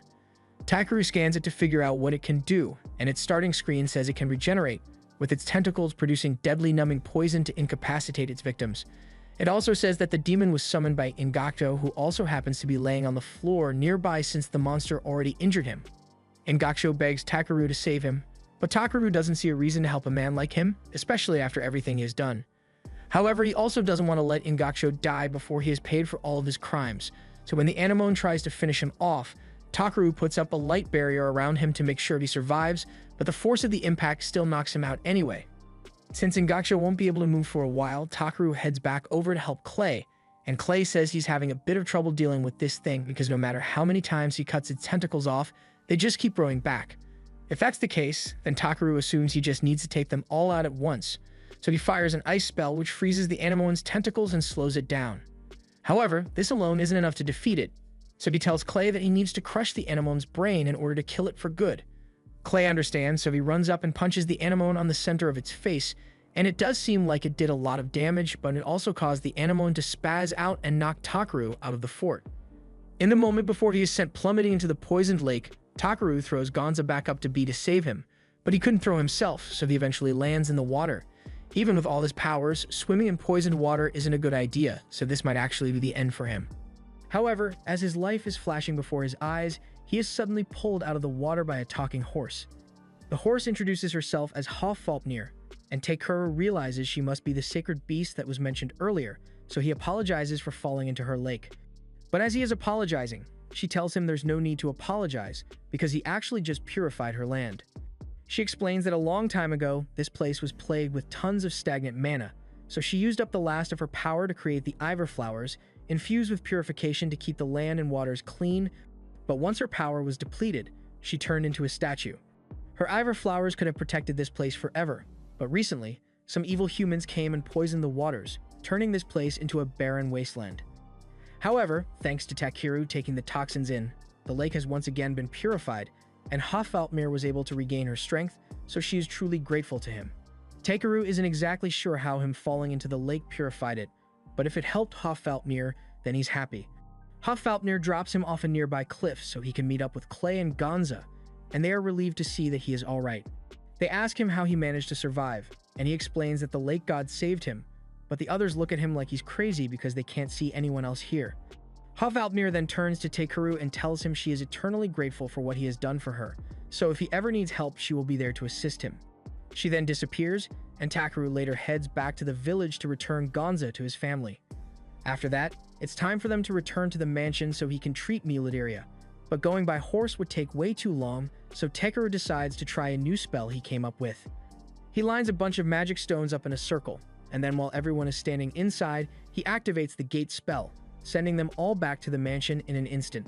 Once there, Takeru is able to synthesize an antidote from the Ivor flower he collected, and after having Mulatiria drink it, her Ivor poisoning is completely cured. It's still going to take some time for her to recover from the rest of her symptoms, but the road to recovery is going to be a lot easier now, and Tiers couldn't be happier. Now that Takeru has healed Mulatiria, he heads back to the village to help with the reconstruction efforts since most of the villagers lost their homes in the fire, and while he's there, he makes a proposal to the village chief. Earlier, he had found some Litas fruit that tasted like soy sauce, but after the villagers don't seem to understand how great soy sauce is, so Takeru prepared a plate of baked potatoes and soy sauce for the chief to try, and he absolutely loves it. Takeru's proposal is for him to buy the village's entire stock of Litas fruits so he can sell them as soy sauce back in Belkame. And if things work out, soy sauce may become this village's specialty, so they won't be poor anymore. The village chief happily agrees to Takeru's deal, and with that, his business in the village is officially over, so he is ready to head back to Belkame. But all of a sudden, he sees a bright light in the sky, and Hofalpnir appears right in front of him. This time, Clay is able to see her as well, and he is just as shocked as Takeru is because he never thought he'd see a sacred beast in person. Takeru asks Valpnir why she's here, and she explains that she got bored with living by that lake for so many years, and Takeru seems like an interesting person, so she has decided to accompany him on his journey. And as she says this, she transforms herself into a beautiful woman. She tells him he is free to ride her as much as he wants because she is the greatest steed in the world, and she is excited to see what Takeru does next, but he has a feeling that having Valpnir around is going to become a huge hassle. Later on, Takeru heads back to the blacksmith with a few materials and asks him if these will be good enough for the special pair of scissors he wants, and since the blacksmith still owes him a massive favor for all the Ildrite he brought last time, he swears that he will make the perfect pair of scissors for him, and Takeru is glad to hear it. After that, he leaves the shop and outside, Puny is there waiting for him, as well as Grit from the guild, and he apparently has something he wants to talk to Takeru about. They all head over to the guild, and there, Grit informs Takeru that there's a festival coming up with a gathering contest, and he was hoping Takeru would participate. Takeru does think it sounds rather interesting, but he isn't really interested in competitive gathering, so he asks Grit why he specifically came to inform him of the competition, and that's when Grit reveals that it was actually a personal request from the Lord of Belkame, Belmanent. The contest is held under Belmanent's patronage, and this year he asked the guild to make sure Takeru participates for some reason. Since it's Belmanent that wants him to participate, Takeru can't exactly refuse, so he reluctantly agrees to participate, and a few days later, it's time for the contest to begin. All the participants gather outside a shop and eagerly await the reveal of the item they will be tasked with gathering, and they are informed that this year's item is going to be something special. In honor of Belkame's wife's miraculous recovery, they are tasked with gathering wool from the rare 7-colored sheep, and this gets Takeru's attention since he has never heard of it before. For this contest, there are no limits on rank or skill for participation, and the first person to get their hands on the wool will be declared the winner. Furthermore, working with other people is not allowed for the duration of this competition because it is a test of your individual skills as a resource gatherer. If you need a ride to get around, you need to either get yourself a rental horse or hop on a shared carriage, and Puni is disappointed to hear this because it means Takeru isn't allowed to ride her. Working as a team isn't allowed, so Clay asks Takeru what he intends to do since he could probably get this done in about 30 minutes with the gate spell he created, but Takeru doesn't think that would be fair to the other contestants. The tournament is about to begin, so Takeru asks B to wait here with the others, and once the start horn is rung, he takes off running. He first heads to the library to find out where the rainbow sheep live, and once he finds out that they are located in the Tokarwana Mountains, he heads right over. It doesn't take long before he arrives at the base of the mountain, but sheep apparently live at the summit, so he's still got a long journey ahead of him.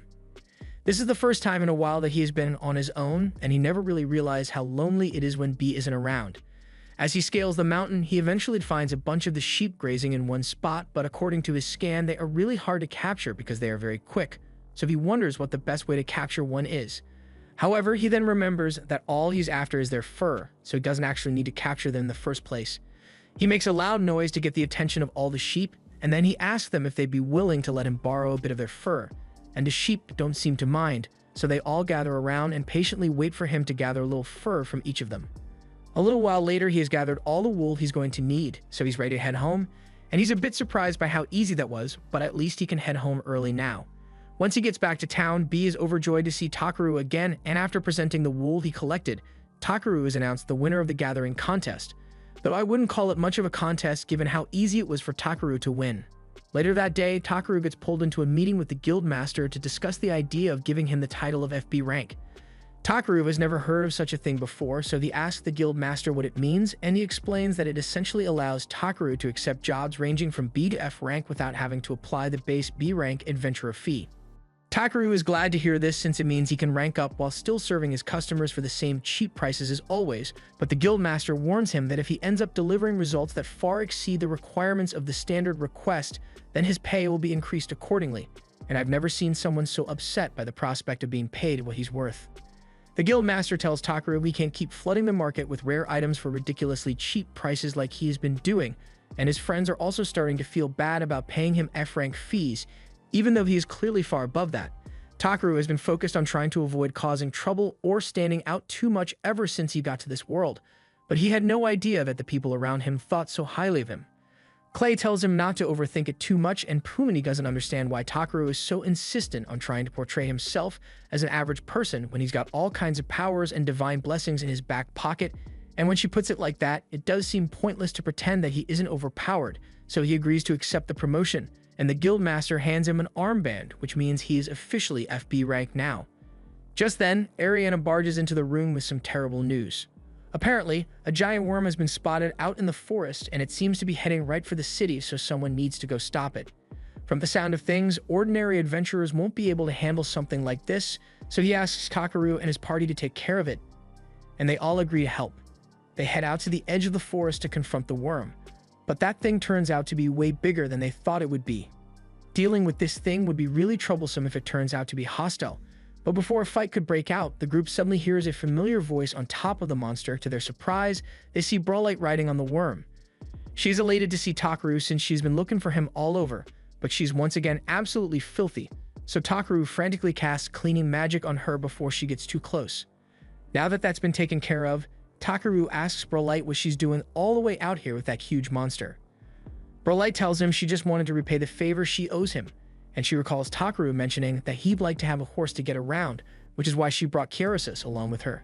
Takeru appreciates the kind gesture, but he wants absolutely nothing to do with that disgusting thing, so he reflexively casts clean on it, and after it's gone, he tells Brawlite he doesn't need a worm. After all, he's got Puny with him, and she's the best horse there. Brawlite is a bit confused by Puny referring to herself as a horse, but Takeru says it's a long story, so he will tell her all about it after they get back to town. They head to a bar, and while having a bunch of drinks, Takaru explains everything that has happened since she left, including the party he formed with Clay, the mission to cure Mulateria, and how Puny joined the team after he saved a village. Brolight finds it all very fascinating, and speaking of joining the team, she asks Takaru if he'd be willing to let her join as well. Takaru happily agrees since he was planning to ask her to join the party anyway, and Brolight is glad to hear that since she has been training hard to make sure she'd be strong enough to pull her weight once she joined. She then reveals a golden armband as proof that she has reached a rank, and she had to work really hard to get to this level, but on an unrelated note, she asks Takaru if he could do her a little favor. He tells her he's always happy to help, but when Brolight tells him she needs help finding her sister, he is left speechless because he wasn't expecting it to be something so important. Brolight's sister, Ludicara, recently ran away from home after she was chosen as the one who would bear the next generation of leaders. She was meant to marry one of the elven clansmen and produce an heir, which is an important duty passed on by tradition, but she just ditched the tribe. This is a lot for Takaru to process at once, but Brolight goes on to explain that Ludicara didn't like the man she was supposed to marry, so she insisted on a special condition. She said she would only get married if she was presented with a white Pegasus, which Brolight went out to get for her, but by the time she returned to the tribe, Ludicara was already gone. Brolight knows there's no way she's going to find Ludicara on her own, but she knows Takaru is really good at this sort of thing, so she asks him to help find her. Takaru is willing to help, but he asks if it's really alright to force Ludicara to come back when the reason she left is because she doesn't want to marry someone, but Brolight's goal isn't to force her sister to come back. She just wants to find out why Ludicara left without at least telling her first. If that's the case, then Takaru says he will help as much as he can, and everyone else is on board as well, so after they are done with their meal, they immediately start heading towards the elf tribe. That said, none of them have ever been to the elf tribe before, so they have no idea how to get there, but Brolight explains that there's a special path deep within the forest. She can't explain the details to outsiders, but essentially it's a form of spatial magic, and hearing that gets Takaru curious because he wonders if it's similar to the gate spell he created recently. Brolight leads them all into the forest, and near an old tree stump, she says a small prayer that causes a vortex to open up. She then tells everyone that all they need to do is put their hands in the vortex while their eyes are closed, and they will automatically be transported to the elf tribe, but when she actually demonstrates it, Takaru gets cold feet because it looks terrifying. However, the others don't seem to mind, so they go through the portal without a second thought, and eventually, Takaru does as well. But once he is on the other side, he wonders where everyone else went since he can't see them. Just then, Clay yells for Takaru to get down because they are under attack, and a moment later, several arrows come flying at the group, and at this rate, someone might end up getting hurt, so Takaru casts a shield to protect his friends. However, he doesn't understand why they are suddenly being attacked out of nowhere. Just then, Brolight notices that the arrows that were fired at them have tips that match those from her village, and a moment later, they are surrounded by elven soldiers who don't seem happy to see Brolight at all. The elves accuse Brolight of breaking their sacred traditions by bringing outsiders to their homeland, and even though she tries to explain, the elves refuse to listen to Brolight's claim that they are just here to help, even going so far as to call them filthy cretins. However, Puny does not take kindly to this. She steps out of the portal and transforms, demanding to know who the elves think they are to be calling a god like her filthy. The elves had no idea that there was a god amongst Brolight's group, but by the time they realized their mistake, it was already too late because Puny had already struck them down with a bolt of lightning. The elves bow down and beg for forgiveness once they realize their mistake, and Puny doesn't intend to punish them any further than this, but she is surprised that the elves have fallen so low that they couldn't recognize her power. Takaru steps forward to try and smooth things over, but Lokar is offended that a mere human would dare to speak in a situation like this. However, then he sees Takaru's guild ID bracelet. And once he realizes Takaru is a high-level all-arounder, his attitude completely changes, and he says he will lead everyone to his village. As they are walking, Puny tells Takaru that she senses something very unpleasant in this forest, so he should be careful, and Takaru has a feeling it has something to do with Brolight. They eventually arrive at the entrance to the elf village, and Takaru finally figures out what Puny meant by something unpleasant, because the air near the tree is full of mana impurities that make it hard to breathe. Lokar tells everyone that before they head into the village, they must first purify themselves in the lake, but if he's talking purification, Takaru says he can handle that on his own. Lokar isn't sure what he means, but he lets him do his thing, and as soon as Takaru casts his cleaning spell, all the elves are amazed by how quickly the mana impurities dissipate. Lokar asks for an explanation on what just happened, but Brolight says Takaru always does amazing things, and so they'll get used to it eventually. They start ascending the tree, and as they climb, Brolight explains that the great tree Gowan is the symbol of all elves, and usually aside from people who receive special permission to ascend, only high elves are allowed to climb to the top. They all find this very intriguing, but then it dawns on Clay that if Brolight is allowed to climb the tower with them, then that must mean she is a high elf as well. Brolight admits that Clay is right and she apologizes for keeping it a secret from them. But Takaru doesn't really understand why being a high elf is such a big deal. The others explain to him that high elves are in charge of leading the elf nation, so it is forbidden for them to leave the village for any reason. Takaru still doesn't get why it's a problem, since even if Brolight is a high elf, she must have had her reasons for choosing to go against the rules. Brolight thinks back to the situation with her sister, and she does think that was a good reason, but she still feels guilty about leaving. Takaru tells her that while following traditions may seem like the right thing to do, adhering to them too strictly can make one's life miserable, so as long as she's not hurting anyone, he thinks it's fine for her to do what she wants. Brolight is moved to tears by the fact that everyone is so understanding because she fully expected them to condemn her for breaking her village's rules. She calms herself down and tells everyone that the palace is just up ahead, so they won't need to walk much farther. Once they all arrive at the palace, Brolight is welcomed by a woman named Amber, and she says she would like to request an audience with her older brother, so Amber agrees to arrange it for her. In the meantime, Brolight and the others all sit down to have a cup of tea, and when Brolight's brother eventually arrives, she gets up and runs over to hug him. However, Orkesto moves out of the way, not because he doesn't want to hug her, but because Brolight tends to have trouble controlling her strength when she's excited, and he'd rather not get crushed by accident. Orkesto greets everyone, and he heard about the way Lilker spoke to Takaru when he first arrived, so he wants to sincerely apologize for that. Takaru says it's not a big deal, but when Orkesto goes to shake his hand, he can't help but compare him to a little kid. Orkesto sees the expression on Takaru's face, and he is sure he must be wondering why the chief of the High Elves has such a small frame. Takaru tries to deny it, but Orkesto knows it's an unavoidable question, so he explains that while his people like to flaunt the title of High Elf, they aren't as great as they seem, and the fact that he's 4 foot tall in heels is a pitiful example of the shortcomings of the High Elf race. Brolight yells that she doesn't like hearing Orkesto belittle himself like that, but he tells her there's no denying the fact that they possess a cursed bloodline. Even so, Brolight says she wants to save the village from the curse because she doesn't want their race to vanish. Orkesto understands Brolight's feelings, but he tells her to compose herself because they still have guests here. He then apologizes for the way his younger brother just acted, and Takaru says he doesn't mind, but then he realizes that Orkesto just referred to Brolight as his brother, and this is the first he's hearing of that. Brolight explains that she technically is a woman, but she's also a man, and that alone is pretty crazy, but Takaru asks why the others are just nodding along like this is supposed to be normal.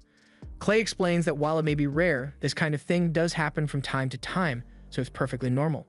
Orkesto says he doesn't have much to offer, but Takaru and the others are welcome to make themselves at home.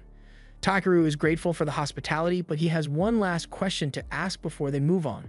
He's been wondering why the mana in the village seems to be so dense, and Orkesto is surprised that he can actually sense that, but he explains that the mana density just randomly started rising one day about 6 months ago. Takaru gets the feeling that he might have something to do with it because he first arrived in this world 6 months ago as well. So feeling a little guilty, he asks Orkesto to let him try something.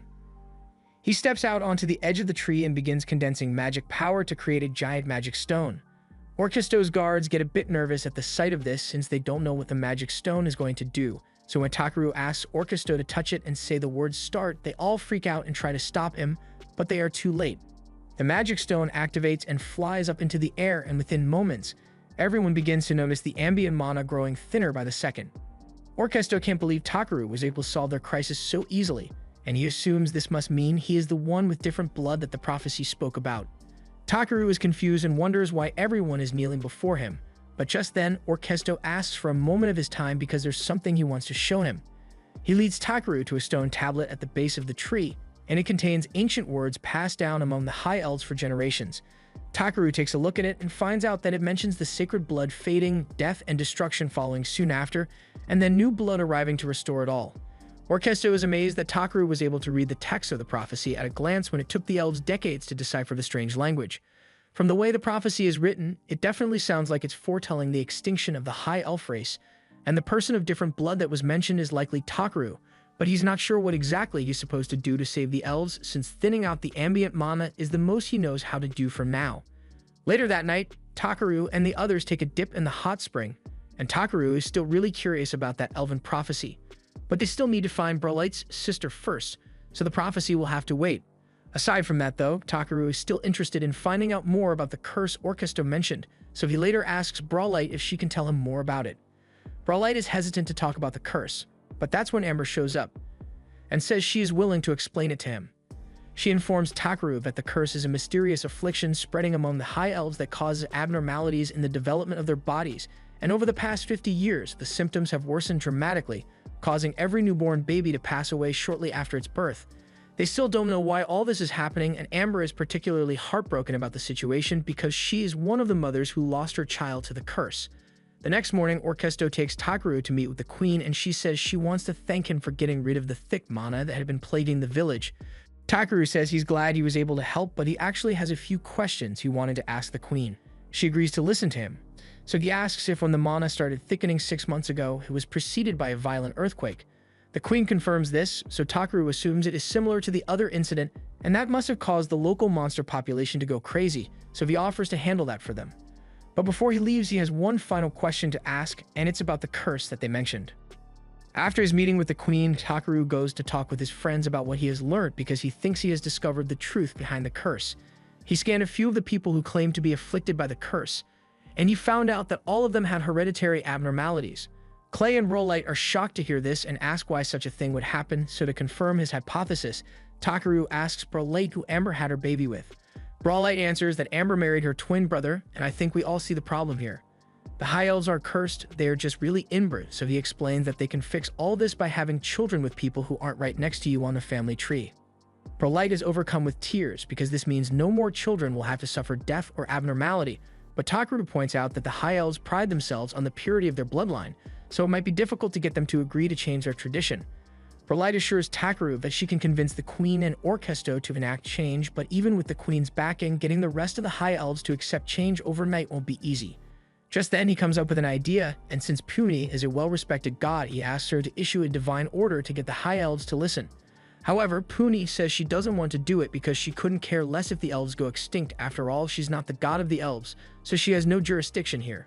That may be the case, but Takaru tells her they are all friends here, and when a friend is in trouble, it's natural to go out of your way to help.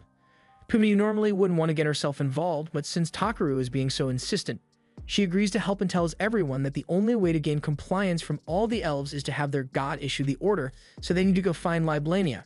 But since she's going to act on Takaru's behalf, he tells her he had better be prepared to provide adequate compensation.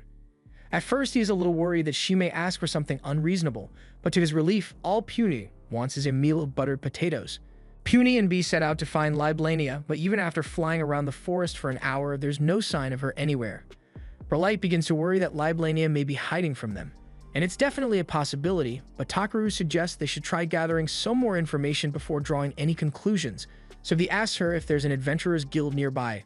Brawlite confirms this and tells him the Deimos Adventurers Guild is close by, and it's one of the most reputable guilds on the continent, so it should be perfect. They soon arrive at the entrance to the Deimos Guild, and Clay explains that this guild has the highest average adventurer rank out there, but because it has very little contact with the outside world, it might as well be a phantom guild. They head inside and they are greeted by a pink-haired elf named Sara. She is the guild master here, and she has heard all about Takaru's party, so she is happy to finally meet them. But she seems particularly excited to see Brawlite, and Takaru can tell that there's something going on here, but he'd rather not address it. He goes over to check on what Clay is doing, and Clay says he just wanted to check the notice board to see if there were any quests to investigate the recent strange occurrences, but everything here looks like normal gathering missions, though he's a bit surprised by the cat-eared mushrooms since he has never heard of those before. Sara says the mushrooms taste great when eaten raw, but with all the dense mana particles in the area, no one has been able to collect them anymore. Clay thinks it would be a good idea to investigate, so Brawlite offers to lead the way since she has been to the hollow where the mushrooms grow many times. Sara is grateful, but she asks Takaru and the others if it's really okay for them to travel with such little equipment, since it takes 3 days to reach the Keto Hollow from here. But they say that won't be a problem because they have their way of getting around. A little while later, the group is heading for the hollow while riding on Puni's back, and Brawlite informs everyone that the hollow is to the east of this place, so they should be arriving any minute now. Before long, Takaru spots a large lake on the horizon, and this must be the hollow, but Puni warns him that the mana density in the air is rising the closer they get. He can't risk the others suffering side effects from the mana exposure, so he gives them some potions he prepared for situations like this. They all soon arrive at the hollow's entrance, and Brawlite is shocked to find a group of monsters passed out on the ground. This makes her really concerned, so she rushes ahead to check things out, but a few steps in, she suddenly begins choking and falls to her knees. Clay rushes out to check on her, but the same thing happens to him, and Takaru realizes it must be because of the dense mana particles, so he immediately casts Clean to clear the area. Thanks to his quick thinking, Clay and Brolight are able to breathe again, but Puny warns Takaru that it won't be long before the dense mana returns, so he tells Clay and Brolight to quickly activate the magic items he gave them earlier. This forms a protective barrier around their bodies to protect them in case the mana returns, since it's pretty clear that the monsters they saw earlier died from mana exposure. Takaru has resistance, so he should be fine, but with mana of this density, even Puny would be affected, so he asks her to wait a moment so he can create another magic item for her. However, Puny says that won't be necessary because, all of a sudden, she shrinks down to doll size and she tells Takaru that while she's in this form, she is small enough to fit within the barrier's range, so if she stands on someone's shoulder the entire time, she should be fine. The group heads into the hollow soon after, but in the dark, they find a strange cockroach-like creature. Brolight is confused since she has never seen anything like it, and she wonders how it is able to survive within the dense mana field here. But as she is approaching it, it suddenly spits acid at her, so she jumps back to avoid getting hit. The roaches here are most certainly dangerous, and it looks like there are a lot, but while the team is strong enough to handle most of them, more keep on coming, so Clay suggests an immediate retreat because there are too many to deal with right now. Takaru could probably wipe out all the roaches in one go, but he's worried about hitting his friends as well, so he asks Brolight if there are any openings nearby. She tells him that there's one up ahead, so Takaru tells everyone to head there, and they immediately rush over. Once they make it to the opening, Takaru tells everyone to gather around him, and now that they are all safe, he activates his barrier and expands it to fill the entire room, crushing the roaches in the process. Now that that has been taken care of, they all sit down to have a warm meal in the cave, though I can't say it was a good idea because that place probably smells like roaches. Still, Brolight is glad she gets to have a warm meal even in places like this, and it's all thanks to Takaru, but he tells them there's no need to thank him since it's not a big deal. Takaru asks Brolight how much further they have to go, so she explains that they are currently about halfway to the deepest point of the hollow. Clay asks if that's where the altar dedicated to Liblania is located, but she says that's not exactly the case. The altar's design is a bit different from the ones dedicated to Liblania, and no one in the village actually knows what it's for, so they all just kind of ignore it. Since even the elves don't know what it's for, Takaru realizes there must be something going on, and if the altar isn't being used to worship Liblania, then it is possible that it might be there to keep something sealed away. After they are done with lunch, they continue heading deeper into the cave, but Takaru and Clay find it weird that things are so quiet here.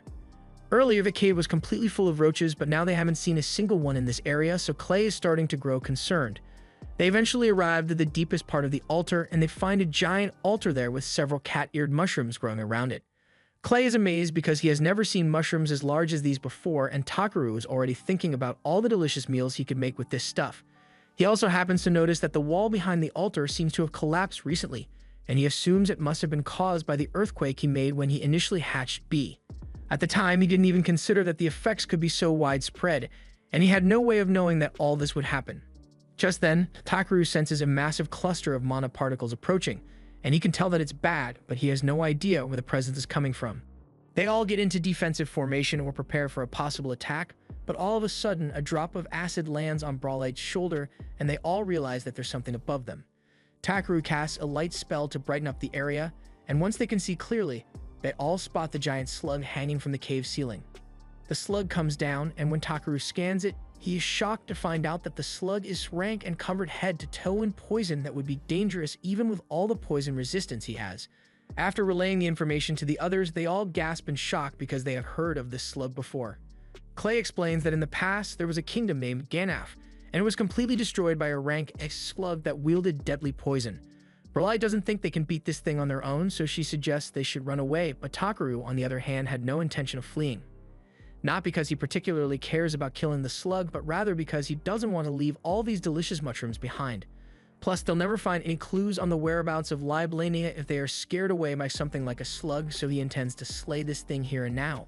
Brolight asks him how he intends to do that, so Takaru explains that his scan showed that the slug is weak to fire, and B specializes in fire attacks. On top of that, they've also got Clay's strength at their disposal and Puny's divine assistance, so if anyone was going to take down this slug, it would be their party. Brolight realizes that Takaru is right, so she agrees to do her best to help, and they all get into battle stance. Before the fight begins, Takaru casts a multi-layered shield on everyone, accompanied by several speed and strength boosts. B begins the assault by blasting the slug with intense flames, but the slug quickly retaliates with its slime, so B is forced to retreat. While it is focused on trying to knock B out of the sky, Clay attempts to sneak up on it, but the slug spots him and uses its slime to tie him up. At first it looked like he might be in trouble, so Takaru began rushing over to help him, but Clay says there's no way something like this would be enough to stop him. He breaks free of the restraints and readies his weapon to strike the slug down, but even after slashing off a bunch of its tentacles, the slug is able to immediately regenerate. B tries launching another fireball at it, but this time the slug sees it coming, so it knocks B out of the air. Neither Clay nor B is able to damage the slug's main body, but Takaru doesn't understand how it is able to keep up with both of them at the same time when it doesn't even have any eyes. However, that's when he realizes that those antennas on its head must be what it uses to locate them. He asks Brawlite to cut them off, and without hesitation, she immediately charged at the slug. It sees her coming and tries to attack, but Takaru blows up the tentacles with a flame attack, buying Brawlite enough time to get on top of it and slice its antennae off. Now the slug has no way to keep track of its surroundings, so the group immediately coordinates their attacks to take advantage of the opening. B unleashes a full-power fireball upon it, but although it did a great deal of damage to the slug, it is still alive, so they need to think of something else to finish it off. This leads Takaru to come up with the idea of draining all the moisture from the slug's body, and to do that, he's going to use the pot of salt he carries with him. He hates the thought of wasting good seasoning, but he has no other choice, so he forms several salt balls and chucks them at the slug. The salt instantly burns the slug's skin and it starts trying to run away, but before it could escape, Clay managed to deliver one final blow which finally defeated it. Takaru was relieved that they were able to take that thing down, but just then they look up at the ceiling and realize that the slug had laid thousands of eggs. If those eggs hatch, it would be a catastrophe, so Takaru has to destroy them as soon as possible. And according to his scan, the eggs are susceptible to sunlight, so he tells everyone to cover their eyes for a second because he wants to try something. They all do as he says, and then Takaru proceeds to create a mini sun in the cave, completely frying all the slug eggs. All of a sudden, a large gust of wind blows through the cave, and Puny informs Takaru that the dense monoparticles that were polluting this area have vanished, but she is also sensing the presence of someone else now. The Spirit King, Liblania. This was the end of episode 11. Subscribe to not miss the next part.